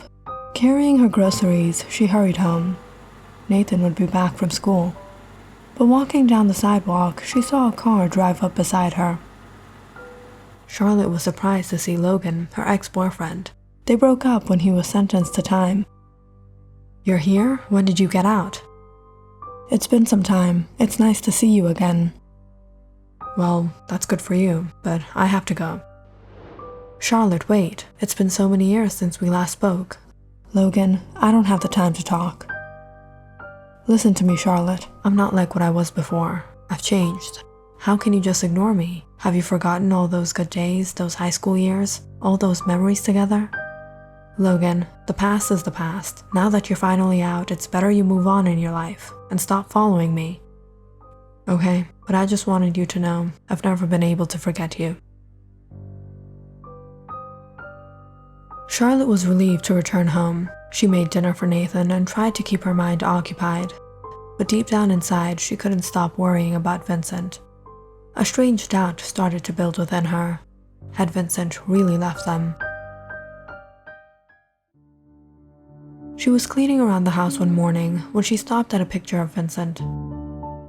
She didn't know how to feel about him anymore. It had been almost 2 months.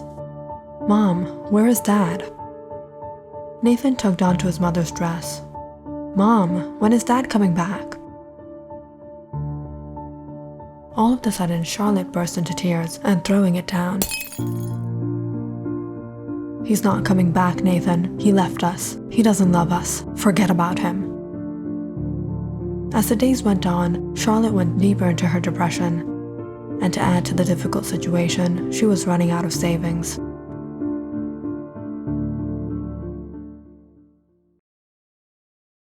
However, it was one day that she bumped into Logan again.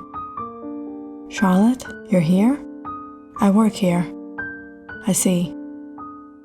Logan took out his wallet and handed Charlotte a few $100s. Keep this. No, I can't take this. Look, Charlotte, I know what's going on. People are saying a lot of things. All this time you were married, so I didn't contact you. But now, don't you get what's happened? He left you for good. It's not like that. He's going to come back. Reality can be harsh, Charlotte. He's probably enjoying with some other woman, and you're here struggling. Logan put the money in Charlotte's hand. Don't worry about it. I owe you. When your husband returns, you can give it back. Logan had changed so much. Perhaps time behind bars had really done him good. Back when they were together, they had a rather toxic relationship. It was Charlotte who used to give him money. Their senior year, Logan had gotten involved with the wrong group of people, and down the line, charged with crimes. But now seeing him like this, caring and responsible, working a decent job, it was shocking. I heard Logan's back. I know, he got out 6 months ago. I guess you never really know what a person is like on the inside. I married Vincent, we had a son. I did everything I possibly could to stand by him and he left us. But Logan, he didn't forget me. He came back after Vincent left. Maybe if I married him, he would have never left me and run off like this. Within a few weeks, Charlotte arranged the money to repay Logan again. Here's the money. No, I can't take money from you anymore. How about you buy me a dinner instead? Are you asking me out? Am I? Well, know that you're not just asking me out, but my son. I'm sure we'll get along. Through these small meetings, the lost love between Charlotte and Logan began to spark, and before they knew it, they started dating again. It was one evening, Nathan was home playing with Chester when he heard voices downstairs. Mom is back, Chester, let's go. He rushed out but stopped seeing another man. Nathan had never seen anyone but his father be like this with his mother. Nathan, sweetheart, there's someone who wants to meet you. Come on, Chester. Nathan, this is Mom's friend. Hey, pal. Logan went to pat Nathan on the back, when suddenly Chester started barking at him. Logan stepped back, shocked by how aggressive this dog was. What's wrong with this thing? He usually doesn't behave like this. Nathan, why don't you take Chester upstairs? Nathan pulled Chester by the leash and hurried back upstairs again. Hugging Chester, he sat in the corner of the room, crying as he stared at the picture of his father. Chester, he's not Mom's friend.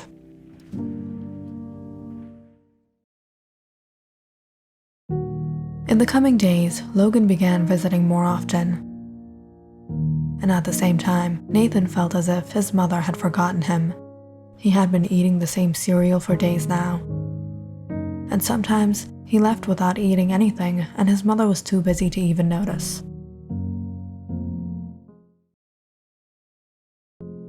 And sometimes the slightest things now enraged her, as if she couldn't stand him anymore. "Mom, can we get a new backpack?" "What happened to your old one?" "It's almost 2 years old, Mom. The zipper got ruined." "Well, you'll have to manage. You think I have all the money in the world to waste on your silly wants? Like you haven't made my life difficult enough already."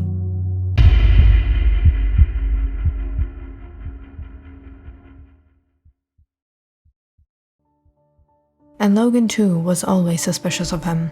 "Where's my wallet? Charlotte? You must have misplaced it." "No, I remember putting it in the room. Someone must have stolen it." Logan stormed out to Nathan's room. "You thought I wouldn't find out, you... Where's my wallet?" Nathan stood to the corner, petrified, as Logan began throwing everything around. Chester started barking again, but Logan kicked him aside. When suddenly, he caught sight of something. "My wallet! I knew you stole it, you..."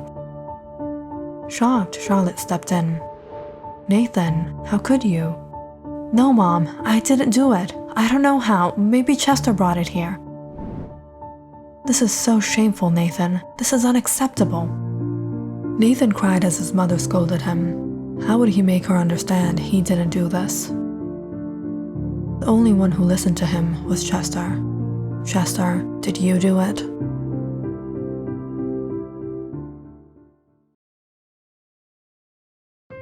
And things only got worse in the house from there. The first few months, Logan had been caring for them, paying their bills, but eventually, he started coming home late, not in his senses anymore. Sometimes Nathan couldn't sleep at night hearing loud noises from outside. And on some nights, he hid under his blanket hearing Logan shout at his mother. "Logan, did you take money from here?" "Yeah, so what?" "I've been saving that for emergencies." "Am I not paying the bills? Am I not spending my money on you and your son?" Much of the days went by in spending time with Chester. It was one evening while he and Chester were playing that Chester suddenly ran off. And when Nathan found him again, he was frightened seeing Chester had been chewing on Logan's shoes. He had torn them. "What's the fuss?" "You stupid animal, what have you done?" Seeing Logan shout, Chester immediately started barking at him. But this time, Logan took the dog and dragged him to the closet. "You can stay there." "No, please, let him go. He didn't mean to." "You obnoxious little kid and your dog. I should have known this is what I would deal with. A hassle in my life, you son of a thief. You belong in a ditch." Hearing noises, Charlotte ran to the room, but seeing Logan grab onto Nathan's shirt, she couldn't tolerate it. "Don't behave like that with my son." But this only enraged Logan even more. "You piece of filth. You left me and you got married to someone else. You must have realized what a worthless woman you are. I pitied you when I took you back. I'm raising the son you gave birth from him. And you dare speak to me like that?" Charlotte stepped back, seeing Logan approach her. "Nathan, go to your room." But just as Logan got a hold of her, suddenly, the lights started flickering. A strange gust of wind filled the room. Charlotte held onto her son, when suddenly, Logan began hovering in the air, as if someone were picking him up. "What is going on?"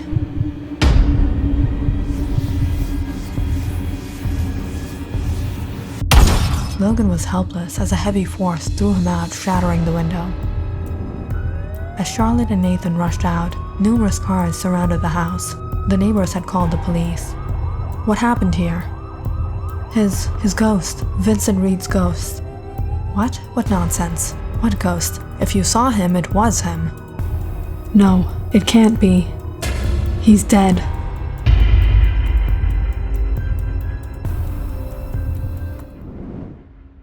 After serving time behind bars, when Logan had returned to town, he couldn't bear what he saw. Seeing Charlotte married to someone else enraged him. He wanted her back. That night, when Vincent had gone out, it was Logan who attacked him on the secluded street. He got rid of Vincent's body, burying him in the woods near Cobb's Lake, thinking he would now have what he wanted. But what he didn't realize was that death wasn't the end. Vincent suddenly found himself in another form. He was no longer alive, but he wasn't dead either. When he returned home, no one sensed his presence but Chester. He tried to communicate with them, but no one heard him.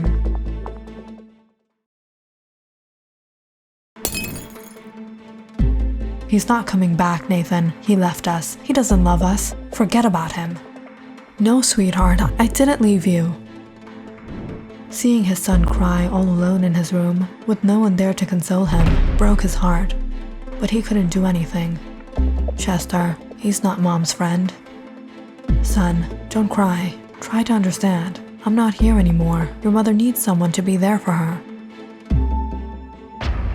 But that day, seeing Logan misbehave with Nathan and dare put his hands on his son, Vincent broke down.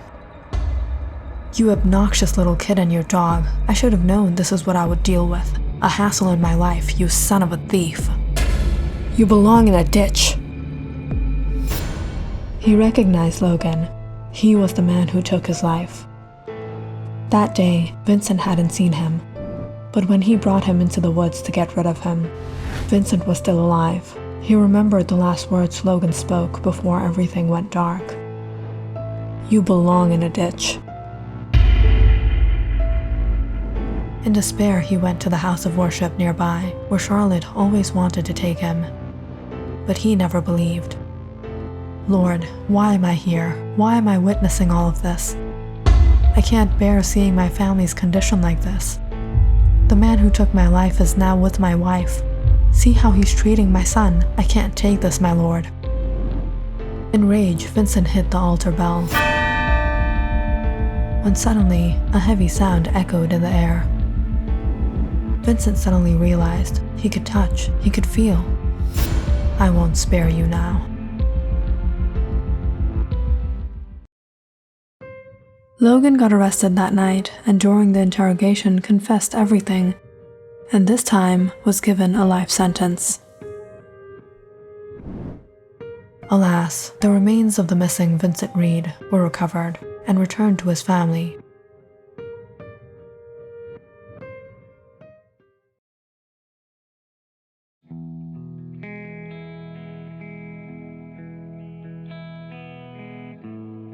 "I'm sorry, Vincent. I misunderstood you. Forgive me."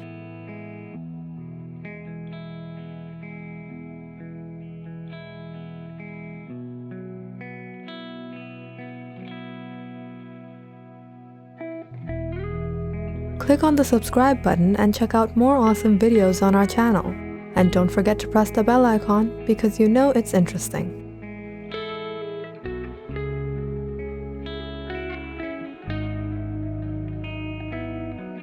Is he going to do this? We will create enough pressure. He will have no choice but to do this. People of Aradna, we have gathered here today standing as equals. Standing on a land that belongs to us all, whether rich or poor. We stand as one. For years we have labored to make this nation prosperous. With endless intellectual minds we have progressed in all fields, enriching and elevating the lives of our people.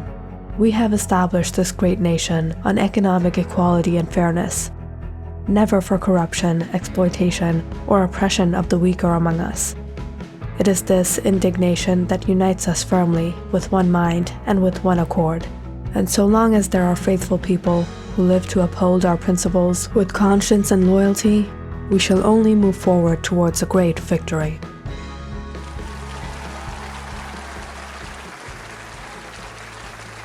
Fernan and Dino waved to the immense cheering crowds of people who had gathered outside the city hall for his speech.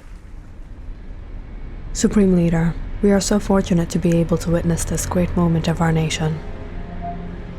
This is the great nation of Aradna, a nation of which there are many rivals and enemies.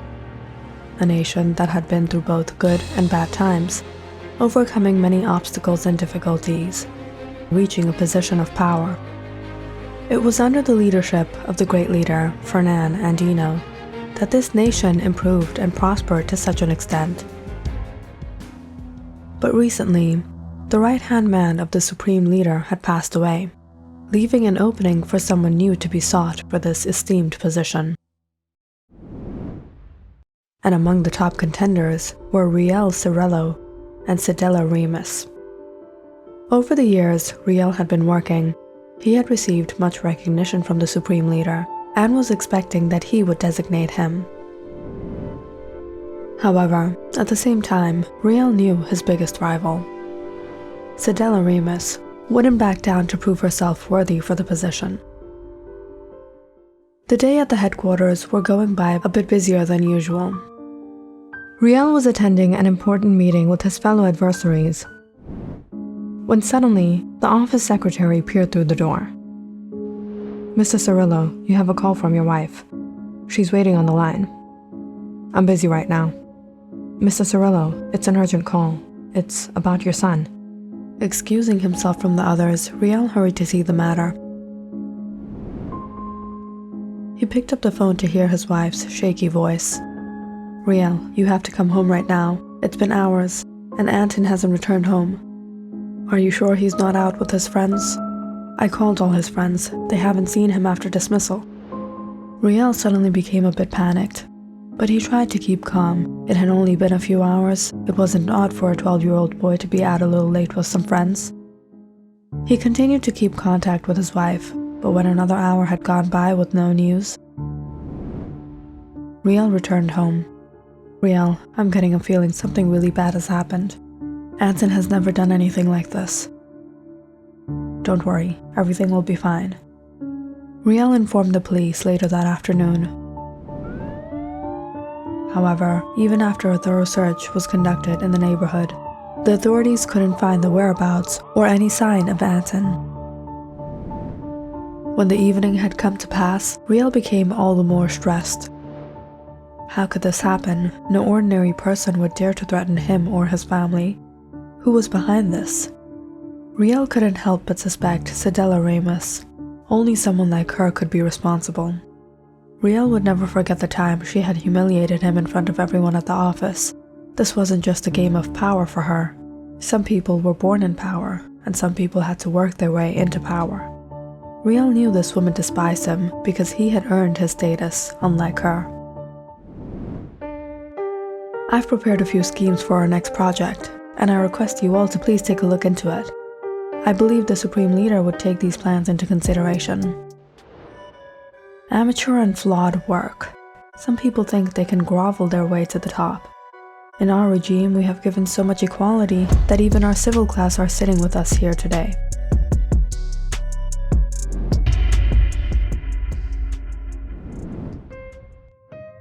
Riel sat down, anxiously holding his head, trying to figure where his son could be, when suddenly he got a call.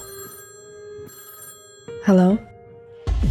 Papa, Papa, please, take me home." "Anton? Anton, where are you?" The phone was suddenly taken away, and a coarse, muffled voice spoke. "Do you love your son?" "What kind of question is this? Who are you? Where is my son?" "Your son is with us. If you want him back, you will do as we say." "How much money do you want?" "How much money can you pay, Mr. Cirillo? You're not in a position to pay us anything, and we don't want money either." "Then what do you want?" "There is a parcel outside your door.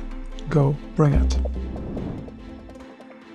Riel hurried out to his porch and found a parcel wrapped on the ground. He picked it up, scanning the area, but he didn't see anyone or anything suspicious. "I got it." "Open it." Riel opened the box to find a small vial containing a white powder, and in it, a pin. "What is this?" "What do you think this is? You will put this pin in your Supreme Leader." "What? You want me to take life, you traitor?" Like you've never taken life before. "No, I'll never do this. Well, if you want to see your son alive, you will do this. You have 2 days. And beware, Mr. Cirillo, you won't tell anyone about this, not even your wife. Or there will be consequences. Before Riel could ask anything more, the man disconnected the line. Marcia rushed to the study, seeing the opened parcel on the desk. Riel quickly slipped a vial into his pocket. Riel, who was that? What is in that parcel? It was nothing. Don't stress about all this. Everything will be fine. No, Riel, I need to know. Did someone take our son? Tell me, where is my son? Calm down, Marcia. I'm doing what I can. Riel had never felt this much anxiety and stress before. Numerous thoughts ran through his mind. Who were these people? Where had they taken their son? And of all things, how could he do this? If they had just asked for anything else, he was prepared to comply. This? How could he do this? And he only had 2 days. The next day, Riel went to the headquarters, where he impatiently waited to meet the Supreme Leader. Unfortunately, Fernan Andina was surrounded by guards at all times, and it wasn't easy accessing him. However, during a meeting, Riel managed to get near him. Supreme Leader, may we speak in private? Riel tried to talk to him, but he was so occupied, he simply disregarded him. As Riel waited, he suddenly caught sight of Sedella Ramus staring at him. She walked up to him. Mr. Cirillo, why do you look so stressed today? Is everything all right? I'm fine. I see. You seem like you're quite busy. Perhaps we can talk another time. Have a nice day, Mr. Cirillo. Riel watched as she left with a smirk on her face. Could it be that she was involved in all of this? On the next opportunity, Riel quickly approached the Supreme Leader again. Supreme Leader, it is really urgent that we speak in private. Yes, why don't you wait for me at the office? I'll be right there. Riel let out a deep breath as he entered the Supreme Leader's office and sat down. He nervously watched his clock tick by as he waited for him to enter. What would he do? What would he say? And what would be the consequences of all this? Just then, the door opened, and Riel heard footsteps tapping on the marble floor as they approached him. So what is it that you wanted to speak to me about? Supreme Leader, I know after the death of Mr. Osvaldo, I've been in consideration to take his place. But I've been in doubt if I will be able to carry out the responsibilities if I'm given the post.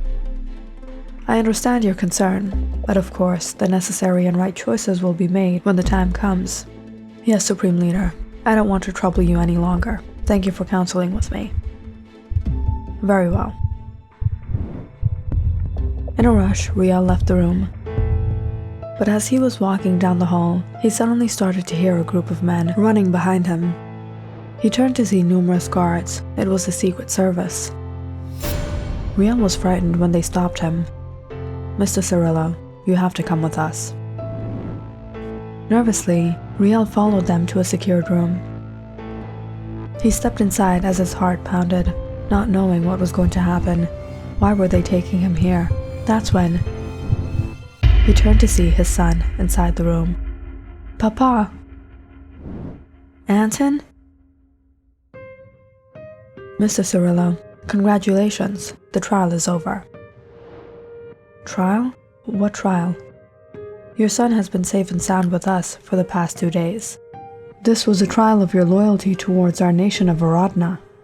We have been keeping strict surveillance on you, and we've already recovered the vial from your garbage. There was never any poison in it. You have passed the test. Just as Riel began to comprehend what had happened, there was a sudden outburst of cries in the hall. In just seconds, one of the Supreme Leader's personal secretaries rushed into the room. The Supreme Leader is no more.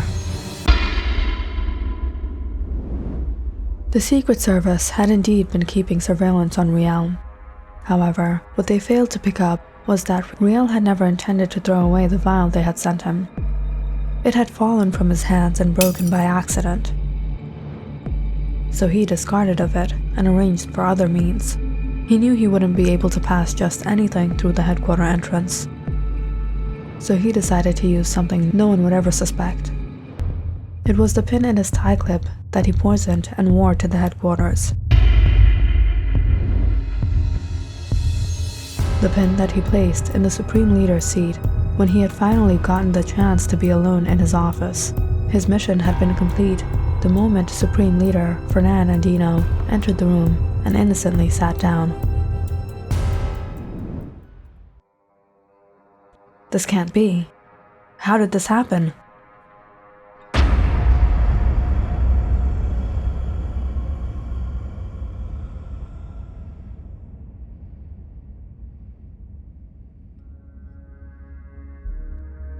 Click on the subscribe button and check out more awesome videos on our channel.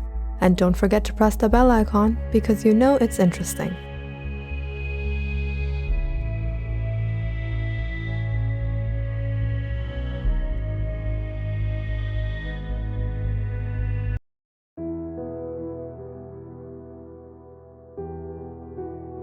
Papi, where is Mommy?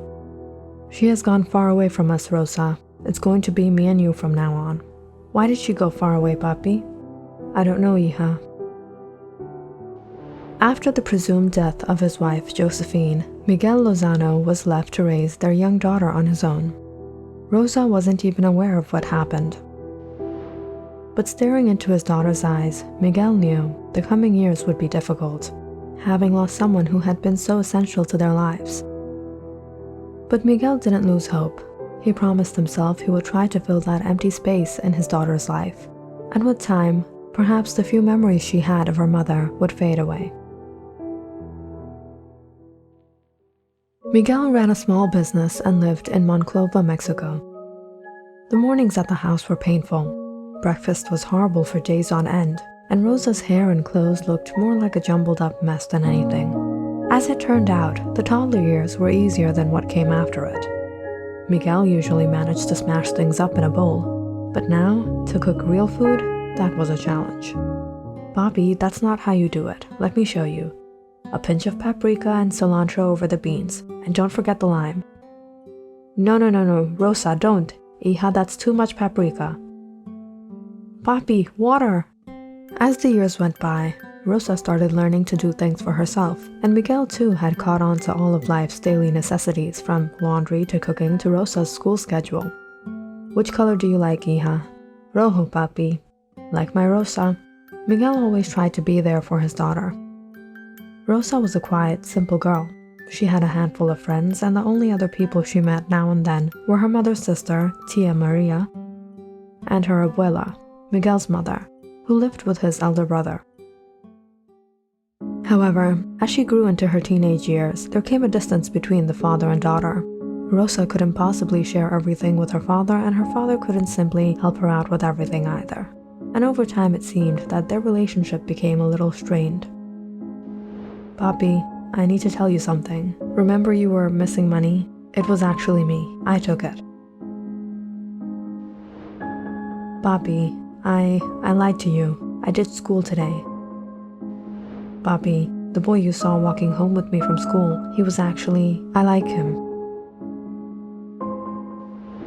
Papi, the only reason I didn't open my door last night was because I wasn't sleeping. I snuck out. Miguel would often notice Rosa wanted to speak to him, but something held her back. But when she would eventually build up the courage and come confess to him after doing something wrong, Miguel couldn't say anything to her except remain silent. Hijo, are you going to be alone your whole life? Isn't it time you find someone? You know why I've been like this. Hijo, it's been a long time. Rosa has grown up. She's not a child anymore. She'll understand. It was true. Rosa was now much older and independent, and Miguel started to consider his mother's advice. It was through her that he was introduced to a woman named Gloria. Gloria seemed to be understanding and supportive of him, and she had no problem with the fact that Miguel had a daughter. After meeting her, Miguel felt a different kind of happy after a long time, and he agreed to a date. However, when Rosa came to know, she didn't like it or approve of it at all. After returning from his date, Miguel peeked into his daughter's room. He could tell she was angry with him. But perhaps these could change her mood. Miguel had gone all the way across town to bring it for her. "Hija, look what I brought for you, your favorite chocolate." But Rosa only turned the other way and said, "I don't want it." Miguel couldn't make Rosa understand, and eventually his relationship with Gloria didn't last. However, neither did his relationship with Rosa. When she turned 18, Rosa decided to move out. And although Miguel didn't want things to be this way, he had to accept his daughter was an adult now. After Rosa left the house, she never looked back again. She continued on with her life without him.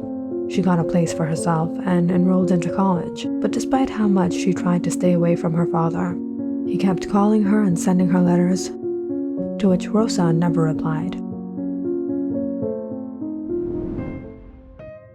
When she graduated college, he came to the ceremony uninvited, but Rosa behaved as if she didn't even know him. A few years later, when she completed police academy and became a licensed officer, he came once again. But Rosa didn't speak to him nor come out to meet him. Miguel was heartbroken, but when he would receive the good news, he couldn't help but meet his daughter. And another 5 years later, when he found out that she was getting married, he was overjoyed. "Miguel, do you know Rosa is getting married? The wedding is in a few days." "This is such great news. Then I need a suit. I don't have a suit. I need to buy a gift for my hija." Miguel made all the preparations and traveled to his daughter's wedding. This time he would meet Rosa for sure. But when he arrived at the ceremony with flowers and gifts, Rosa only reciprocated with despise. "What are you doing here?" "What am I doing here? Hija, how could I not come? You're getting married today. This is the happiest day of your papi's life. I brought a gift for you." "You didn't have to. Don't tell anyone here that we're related." "Rosa, I haven't seen you in so many years. There's not a day I don't miss you." "Stop, please. Just leave from here."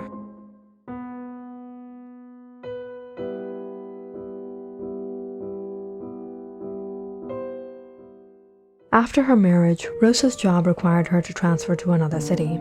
She moved there and she was happy with her life, her husband, her new family, and the days were going by good for her. However, 2 years later, when she got news she was expecting, she thought her father would come with gifts and flowers again. But he didn't. At the time, Rosa just looked past it. She soon became overwhelmed with everything going on in her life.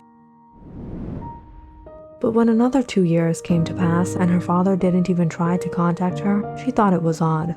He somehow managed to find her address, her number every time, but this time, not even a letter? So Rosa called her tia Maria. "Hello tia, how's everything?"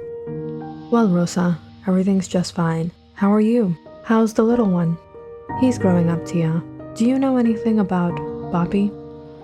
"Divine justice, Rosa. He has been suffering in the hospital for the past 3 years.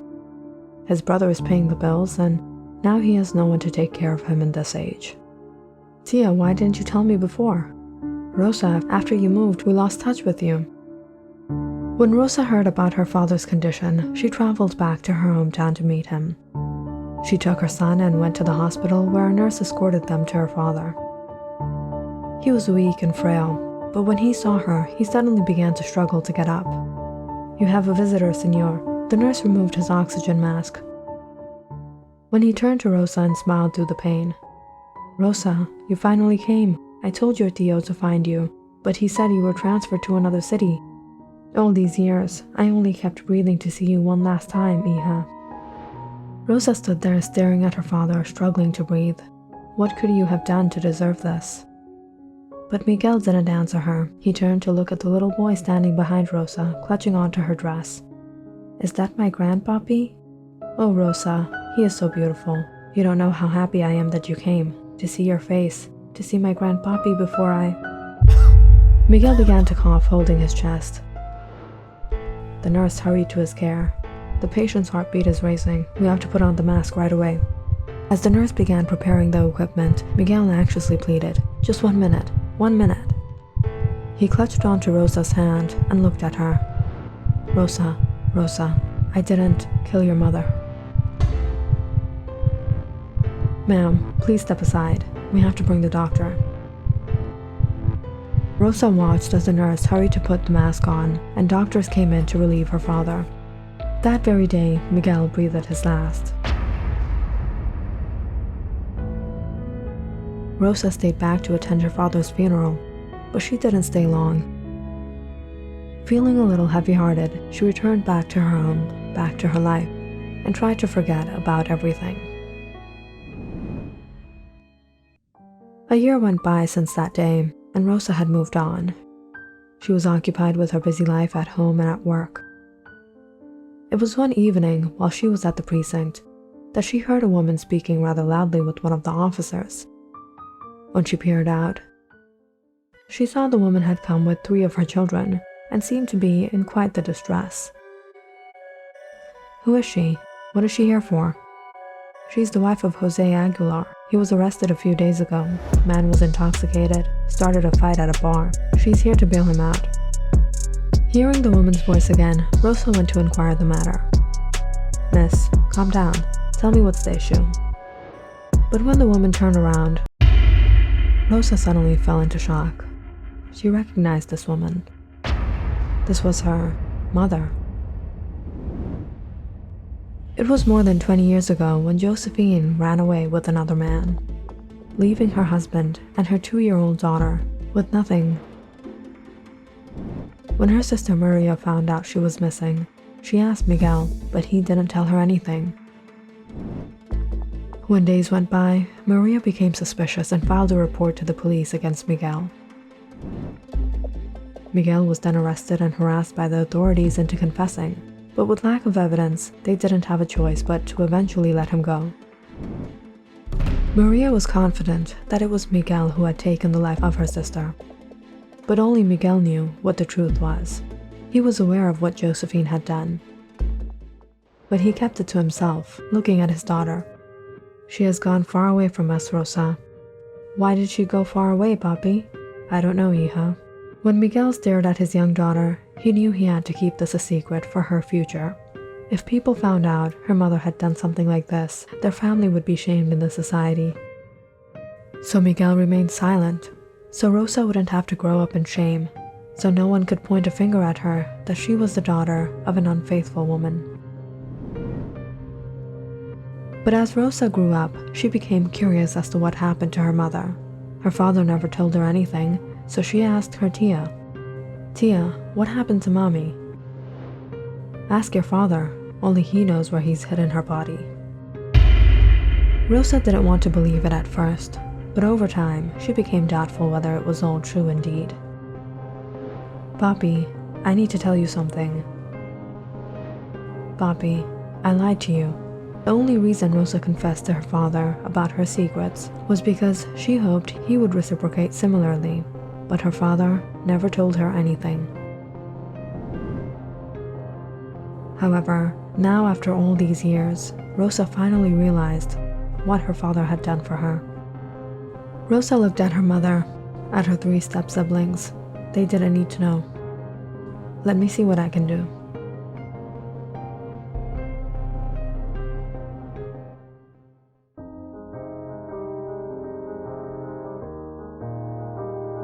"I'm sorry, Papi. I love you. I always loved you, but I misunderstood you. You were always there for me. You were a good father, but I couldn't be a good daughter to you. Forgive me, Papi." Click on the subscribe button and check out more awesome videos on our channel. And don't forget to press the bell icon because you know it's interesting.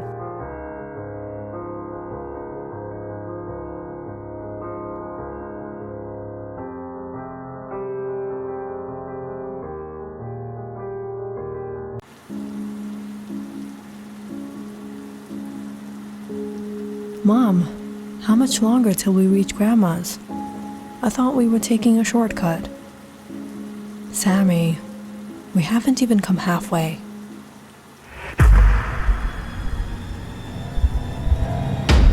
What?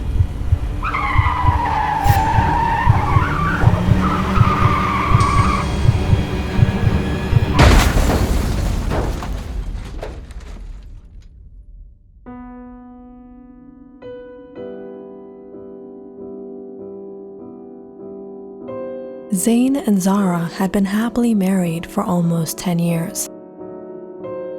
And they had a 7-year-old son, Sammy. The family lived in a beautiful house of their own in the city, and life was good. But it was just about 3 days ago when Zara received news that her mother-in-law had fallen ill. She decided to stay over at her place and look after her. Zane, Mom is unwell. I'm leaving for her place now. All right, you go, I'll drive there straight from work. Zara and Sammy left the house in a hurry, wanting to reach there before dark. Zara took a shortcut through a rather secluded route. But it was on the way, she and Sammy got into a tragic car accident and passed away. When Zane got news of the accident, he felt as if his whole world shattered. The death of his wife and son had broken him apart, and after the incident, he took a small leave and stayed at his mother's.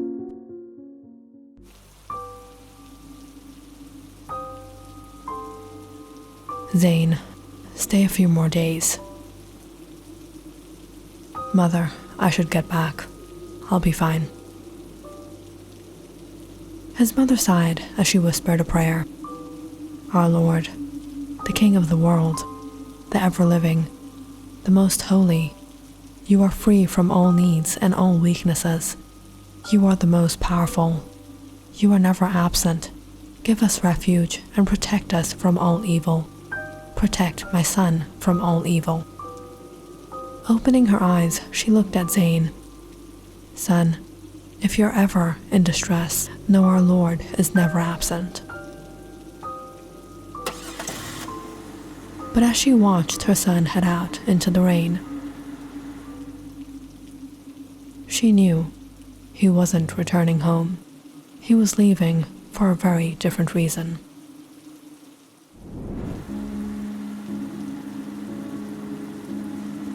Driving down the road, Zane looked at the gloomy skies covered in clouds. It's raining, just like it was that night.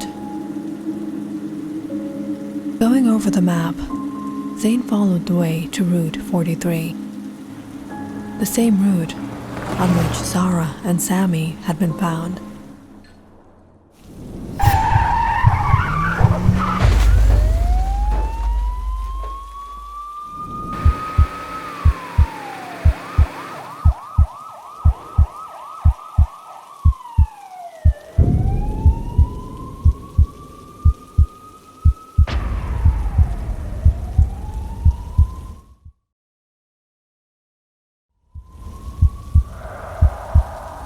I'm sorry for your loss.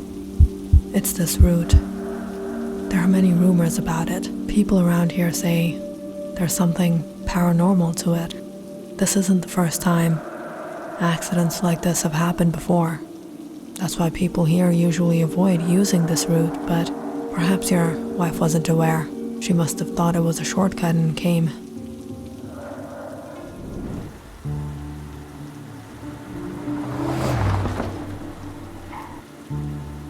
Ever since the accident, Zane had been wondering what the officer had said to him. He wanted to know what really happened that night. Could there really have been something more to it? It had been an hour since Zane had been driving down the lonely route, and so far, nothing. He stared into the thick forest surrounding him, encompassed in nothing but darkness. The weather seemed to be getting worse as the winds picked up and swirled amongst the trees. Zane immediately drove on, waiting for some sign, some clue. When suddenly, he began to hear a noise. It was from the car. Looking at his meter, he was surprised seeing all the arrows randomly spinning. And all of a sudden, with a loud sound from the engine, the car came to a stop. Strange. Getting off, Zane opened the hood.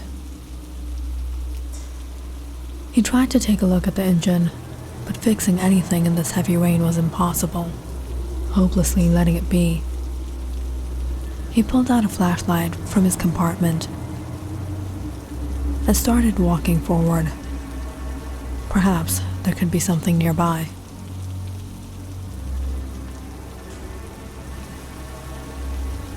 That's when he noticed something through the forest. Just up ahead, amidst the trees, there seemed to be a house. Maybe I can find help there. Locking the car, he started walking through the muddy path towards the house. As he neared, he started to make out a figure of someone standing by the window.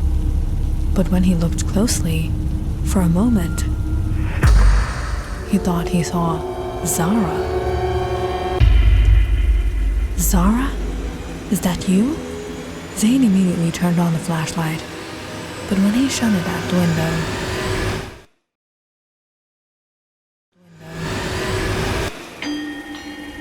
there was no one there. He hurried to the door, but just as he was to knock, the door slowly creaked open on its own in the breeze.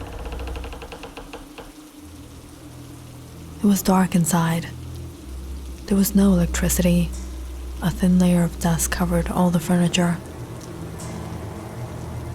It was obvious someone used to live here, but now it seemed abandoned for years.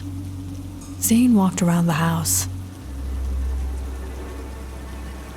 It was empty. Who did I see? Was it really Zara? Standing by that window, Zane looked out into the rain. Thunder began to rumble as the showers became heavier. Can't return to the car like this. Maybe I'll have to spend the night here. He sat down in the armchair, exhausted and hungry. His mother had packed him some food, but it was back in the car. With a sigh, he leaned back and closed his eyes, trying to rest, listening to the raindrops. But just within a while, he suddenly heard the sound of laughter, of glasses chiming. Zane got up, following the sound. It was coming from the kitchen. Curious, he peered through the door.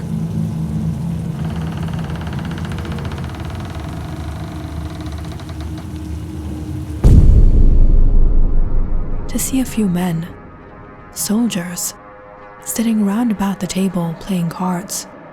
A young woman walked in with a tray. She looked nervous, frightened as she served them. Whose turn is it with her? There's no need for turns. She can handle us together.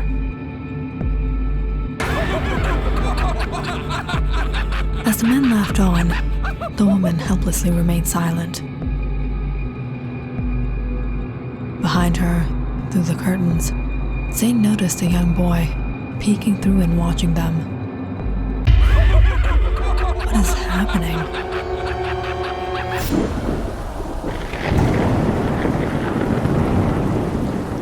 Zane suddenly woke up to the sound of thunder rumbling in the air. What did I just see?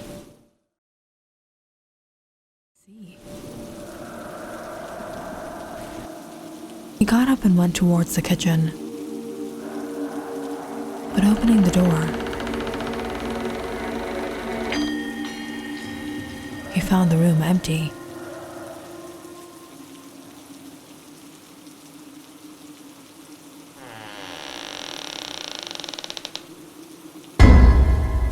Hearing a thud, Zane turned, startled.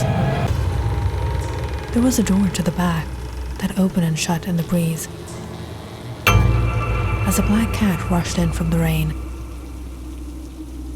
Zane opened the door, staring out into the backyard that stretched into the forest. As he walked onto the patio, he noticed the well farther off to the side, but what caught his attention were 3 spots on the ground.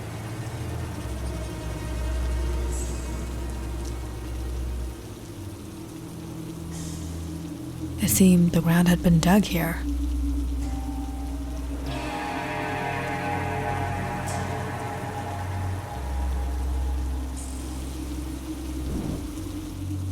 Are these graves? Who are these people? Who used to live here? Zane returned back inside and went through the rooms, trying to get some clue, some information. He walked into a bedroom, staring at a small bed, some toys laying around.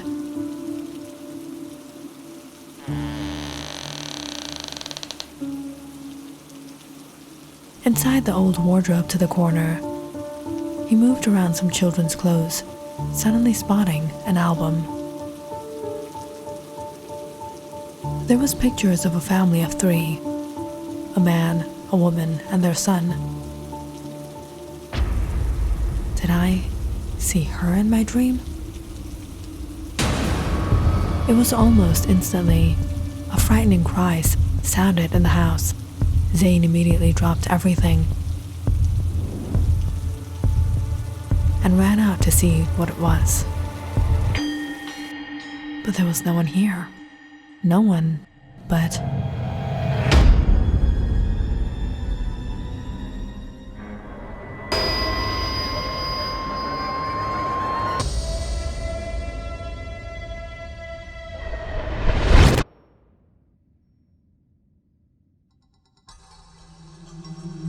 Zane, wake up, wake up. Zane opened his eyes, trying to look through the blurry vision as he recognized a familiar face. Dad, wake up! It was Zara and Sammy. Zara? Sammy? My son, I missed you so much. I thought I would never see you again. I thought I lost you forever. I missed you too, Dad. Zane, it's not your time yet. You can't lose this fight. This house has a dark past to it, and unless you free this place, we'll be trapped here forever.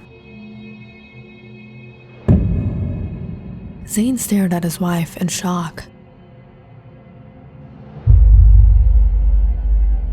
As he began to notice the darkness stir behind her, there was someone there. It was the same woman, her husband and her son. This used to be our home.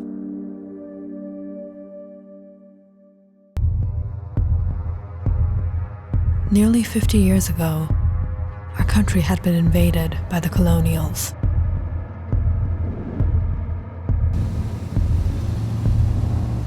The foreign powers forcibly took our land, ruined our homes, and oppressed our people.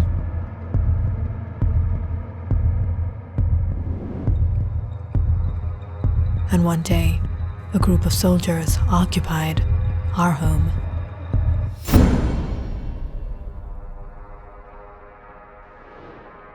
What are you doing? What do you want? You can't come into our home like this. Your home? This is now government property. The soldiers seized our house and tortured, humiliated us.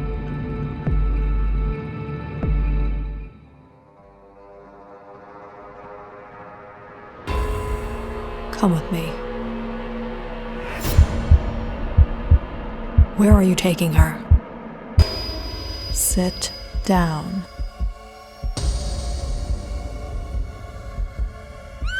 They took advantage of me in front of my husband and threatened to take our lives, take the life of our son. And it was eventually, one night, they made my husband dig 3 graves. Please, take my life, but let my wife and son live. Of course. You don't worry. We'll take good care of your wife, but can't say much about your son.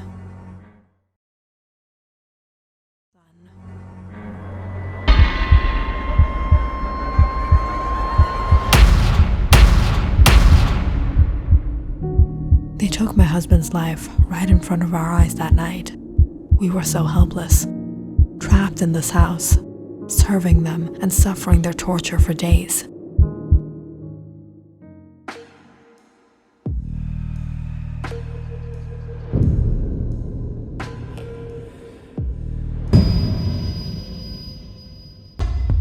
What are you looking at?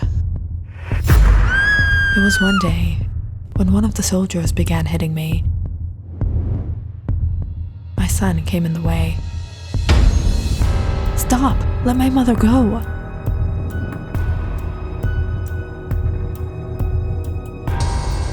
Take this dog away from here and send him to his father. No, please. I'm sorry. I'm sorry, it was my fault. Please don't hurt my son. If you want your son alive, you will behave. They separated my son from me, and I lived in desperation to see him just once more, in fear that they would hurt him, that they would take his life. I did everything they wanted.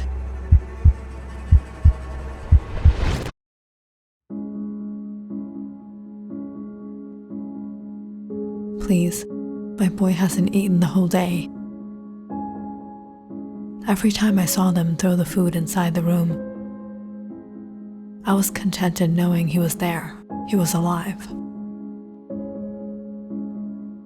But it was one night, when I managed to secretly visit him. I opened the door to find the bowls of food scattered around, and the room empty. They had lied to me. They had taken the life of my husband, and now my son. I couldn't take it anymore. I didn't care for my life. All I wanted was revenge. So I poisoned their food.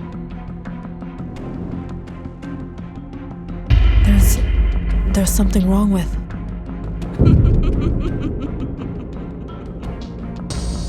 You. When they realized they had taken their last meal, they shot me. But I died, knowing they'd have a far miserable death. And it was some days later, the resistance discovered our home. And our bodies, and buried me aside my family.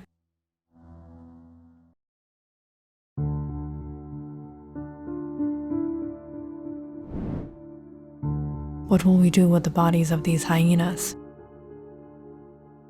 There's a dry well. Throw them in there.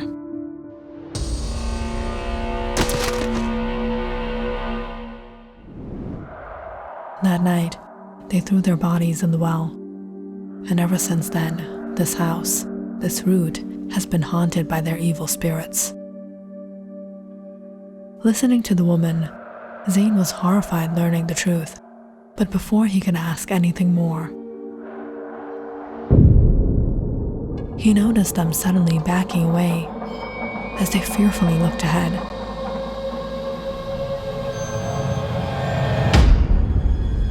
Zane turned to see the soldiers coming near.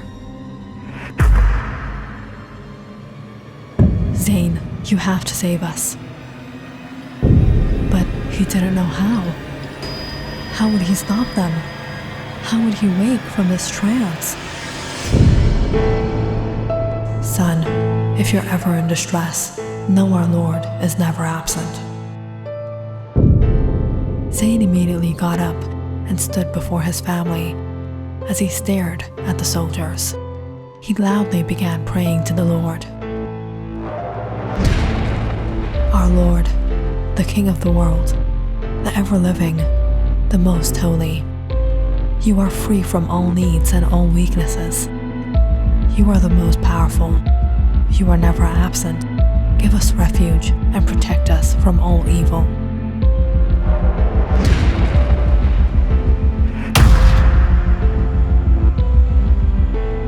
Zane closed his eyes.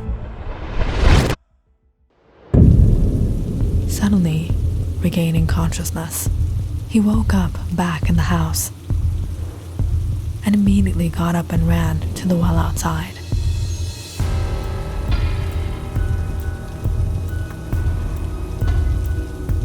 Shining the flashlight down under, he saw the skeletal remains of their bodies lay beneath. I have to stop this. Through the storm, he ran back to his car on the highway and pulled out a gallon of petrol from his trunk and returned to the house, pouring everything into the well. Zane lit a match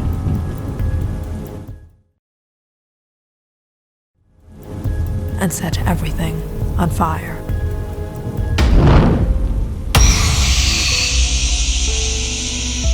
A menacing shriek rung in the air, and the ground began to shake beneath his feet.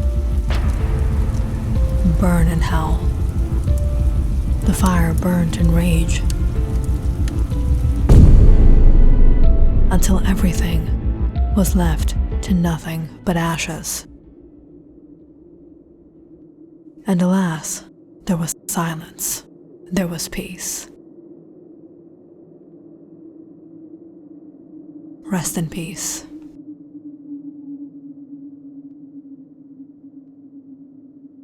Click on the subscribe button and check out more awesome videos on our channel. And don't forget to press the bell icon because you know it's interesting.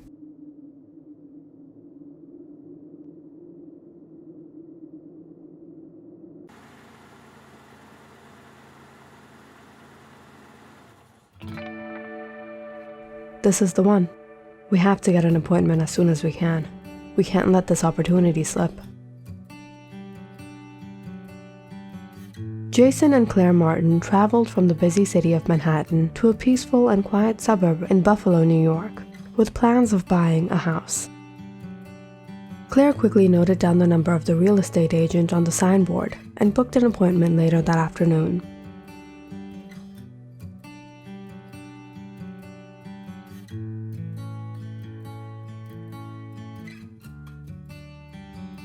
This house, it belongs to the Taylors. It's a bit pricey for its current condition. Are you sure you don't want to look at a few other properties? No, Mr. Brown, we've settled on this one. It's perfect. It reminds me of my childhood home. If I ever have children, I would want them to grow up in a house like this. To be honest with you, in all these years, the owner, Miss Evelyn Taylor, hasn't agreed to sell the house to anyone. You see, her husband left her for another woman a long time ago. But even after that, this house has remained to be of sentimental value to her. She now lives there with her son. He's about 19 years old. He'll probably move out soon, and perhaps then Miss Taylor might actually want to sell the property. Will you please request to show us the house? I can try, but usually the family doesn't show the house to everyone. Whenever there is a potential buyer, her son meets them in person before he agrees to bring them to the house. But over these years, I have noticed something interesting. Whenever a single man comes to see the property, the young man takes him back. But if it's a couple, he always refuses their offer, even the highest ones. Jason raised his brow, chuckling. That's odd. Is the son looking for another father? Mr. Brown gave a grin. I don't know about that. I will give them a call, but I doubt whether they will agree to show the property to you.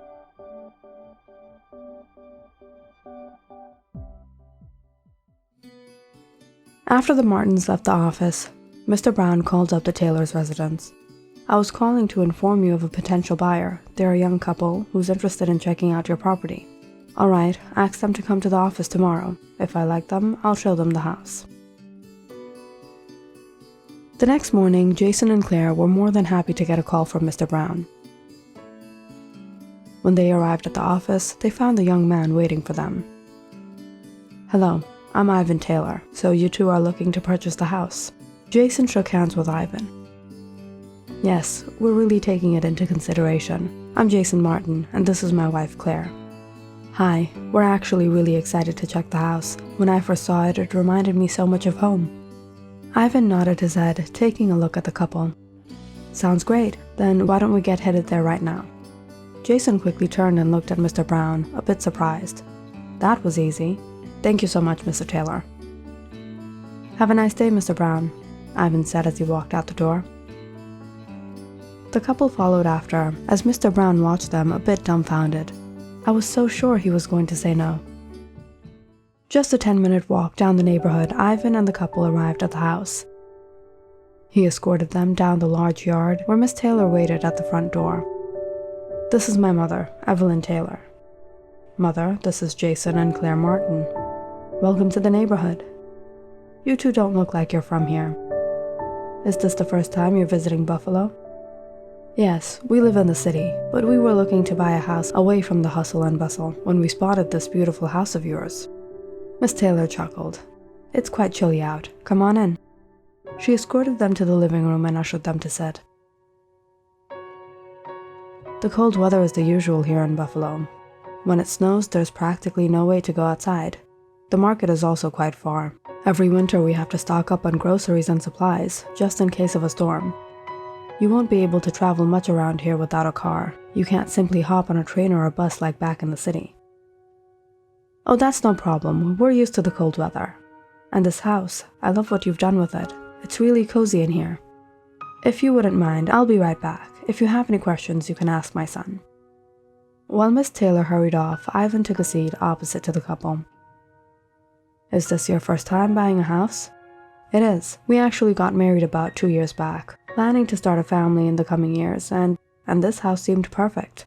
But I've heard the house needs some renovation. Yes, it does. The boiler needs to be replaced, and there are a few leaks in the roof. Just then, Miss Taylor returned with steaming hot cups of cocoa. Miss Taylor, you didn't have to go through the trouble. No, it wasn't trouble. Please enjoy. Claire and Jason sipped on their drinks as they inquired Miss Taylor. If we buy the property, just repairing the damage will cost us a lot, and the price of the house itself is a bit too high, isn't it? Miss Taylor sighed as she nodded her head. The house is surely expensive, but there is a reason behind it. A reason? May we know the reason? It's for baiting someone. Who? For baiting my missing husband. Jason and Claire looked at each other confused. I'm sorry, I didn't get that. Miss Taylor went on to explain. It was all many years ago. My husband Matthew and I were happily married. He was a software engineer. Once he had reached a good post at his workplace, we bought this home, and soon after I had my son. Life was wonderful back in those days. We used to take family road trips every month to bring back supplies and groceries. Ivan was growing up so fast. Before we knew it, we started homeschooling him. Matthew used to work from home as well, and it was only once in a while that he would visit the BII Tech headquarters in New Jersey. Usually he would stay there for a few days and return back. But over time, I started to notice those visits became frequent, and they would be longer each time. I started to become suspicious of him. And one day I realized my husband was cheating on me. Matthew had met a woman at BII Tech. She was one of the programmers that worked alongside him. On Matthew's visits to the headquarters, he would often be caught up working overtime. Aren't you going to go home? It's Thanksgiving. I know, but I have to get this done. But why are you here? Well, if I leave now, you'll be working all alone. The young woman was kind and caring and always knew how to make Matthew smile. And it was soon enough that Matthew started to feel for her. Are you falling in love with her? What are you talking about? I'm a married man. Dude, love doesn't see any boundaries. I've been missing you too, but you know I have to take care of things back at home. I'll try to return next week. At the time, I always gave him the benefit of doubt. I tried to keep patience because I didn't have any proof to show for it. But perhaps that was my mistake. Because it was one of those days that Matthew left for New Jersey and didn't return. I tried to communicate with him, but the calls, the messages, the letters went futile. I was devastated thinking he would leave us for another woman. But it was the bitter truth, and I had to raise our son on my own. Those years were tough, but as Ivan aged, I started to move on. Until one day, Matthew suddenly returned to the house. Dad? Mom, come! Dad is here!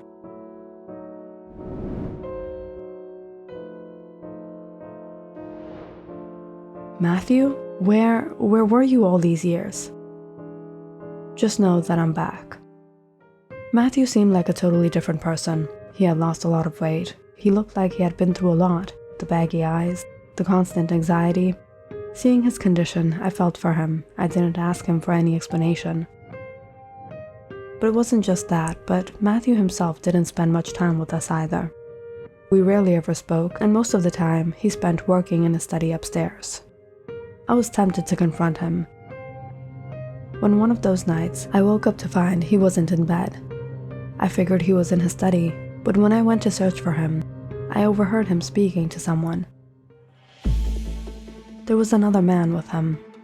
I began to eavesdrop on them, and finally came to know the truth behind Matthew's sudden change.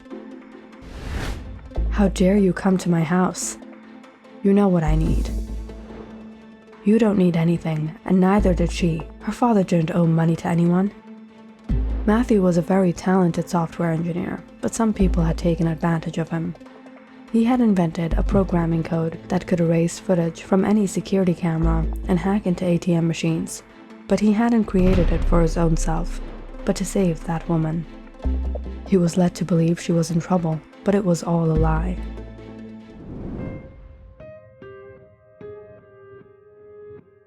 What are you doing? Have you gone mad? Stop! I don't have a choice, Matthew. I don't know what else to do. It's either I'll end my own life, or they'll come to take my life. Who? What are you talking about? Some years back, my father had loaned money from these men, but he passed away before he could repay them. Now they're after me, but I don't have that kind of money, and I can't live like this in constant fear. You don't have to. I'll help you pay it off. Matthew had saved her, but he wasn't in the state to pay off $100,000. That's when she shared with him a plan of hers to loot the money. There is one way, the BII bank. You want to steal? Look, Matthew, all we need is a few $1,000s. If you take 2 mugs of water from the ocean, it wouldn't matter. We're not going to be thieves. I'll just be redeeming the sin of my father without harming anyone. Matthew agreed to help her and began working on the codes. And it was within some months that he had created the right combination. But it was some time before he was to hand over the information to her that he found out she had been cheating on him. And it was with none other than one of Matthew's partners. After 3 years of working on this, it's finally going to happen, baby. Please, you didn't have to do anything. Sweetheart, everything will be worth it when we're rich. What is going on? Matthew, look, it's not what you think. Do you think I'm stupid? You used me. And you're not stupid? Matthew was hurt and enraged, realizing this was all a strategy of theirs into making him develop the codes that they couldn't over all these years. But Matthew wasn't going to let that happen. If you want to leave, leave. But before you go, you must hand over the code for your own sake. That's never going to happen. After he found out, Matthew left New Jersey and came back home. But a few days later, his partner too traveled to Buffalo and broke into the house. Hand over the codes. I'm not afraid of you. You think you will threaten me and find them? I'll tell you what, they're in this very house, but you'll never find them. Matthew refused to give up the information. The conversation turned into a heated argument. until I heard a gunshot in the room. I was horrified. I immediately broke open the door and barely caught a glimpse of the man escape through the window, and Matthew laying there in it on the floor. "Matthew, I'll call an ambulance. No, Evelyn, it's too late. My wallet, my watch. My husband isn't missing. My husband is dead. I buried him in our backyard that dark night.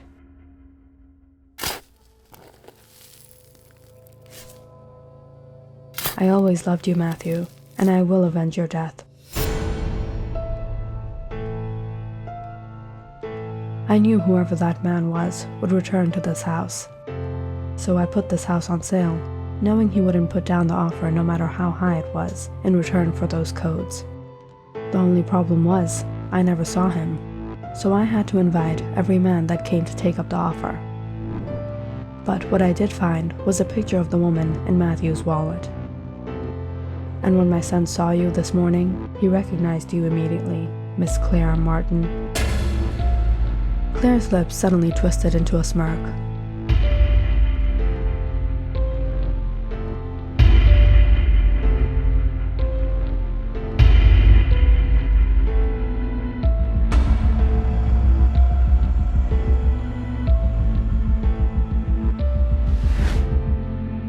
You're not much smarter than your husband either, Evelyn. Jason chuckled. How long do you think it will take to take the life of an old woman like you and your son?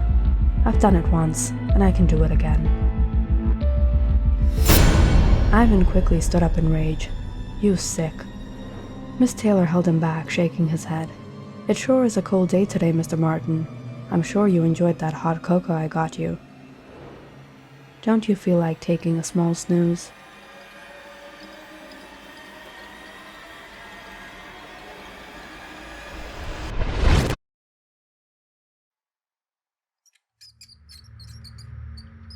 Jason and Claire woke up in a dark, damp room. Their hands and legs tied up. They could barely see anything around them, and all they could hear was the squeaking sound of rats scurrying by. Suddenly, the lights flickered on, and Miss Taylor walked down the stairs into the basement. Jason and Claire were horrified to find themselves locked up in a cage. All this time, everyone thought my husband left me while he was dead. I've been waiting for this day since that night. I hope you too will enjoy your lifetime imprisonment here. Jason and Claire tried to kick their legs to get loose. That's when Ivan hurried down the stairs as well. Awake already? Don't bother, Mr. Martin. There's no use of getting out of those ties. Where are you going to go? Oh, and as for those secret codes, I don't have much knowledge on these matters, but I can see my son has interest in it, and Matthew did say it is in this house. I'm sure one day my son will discover them.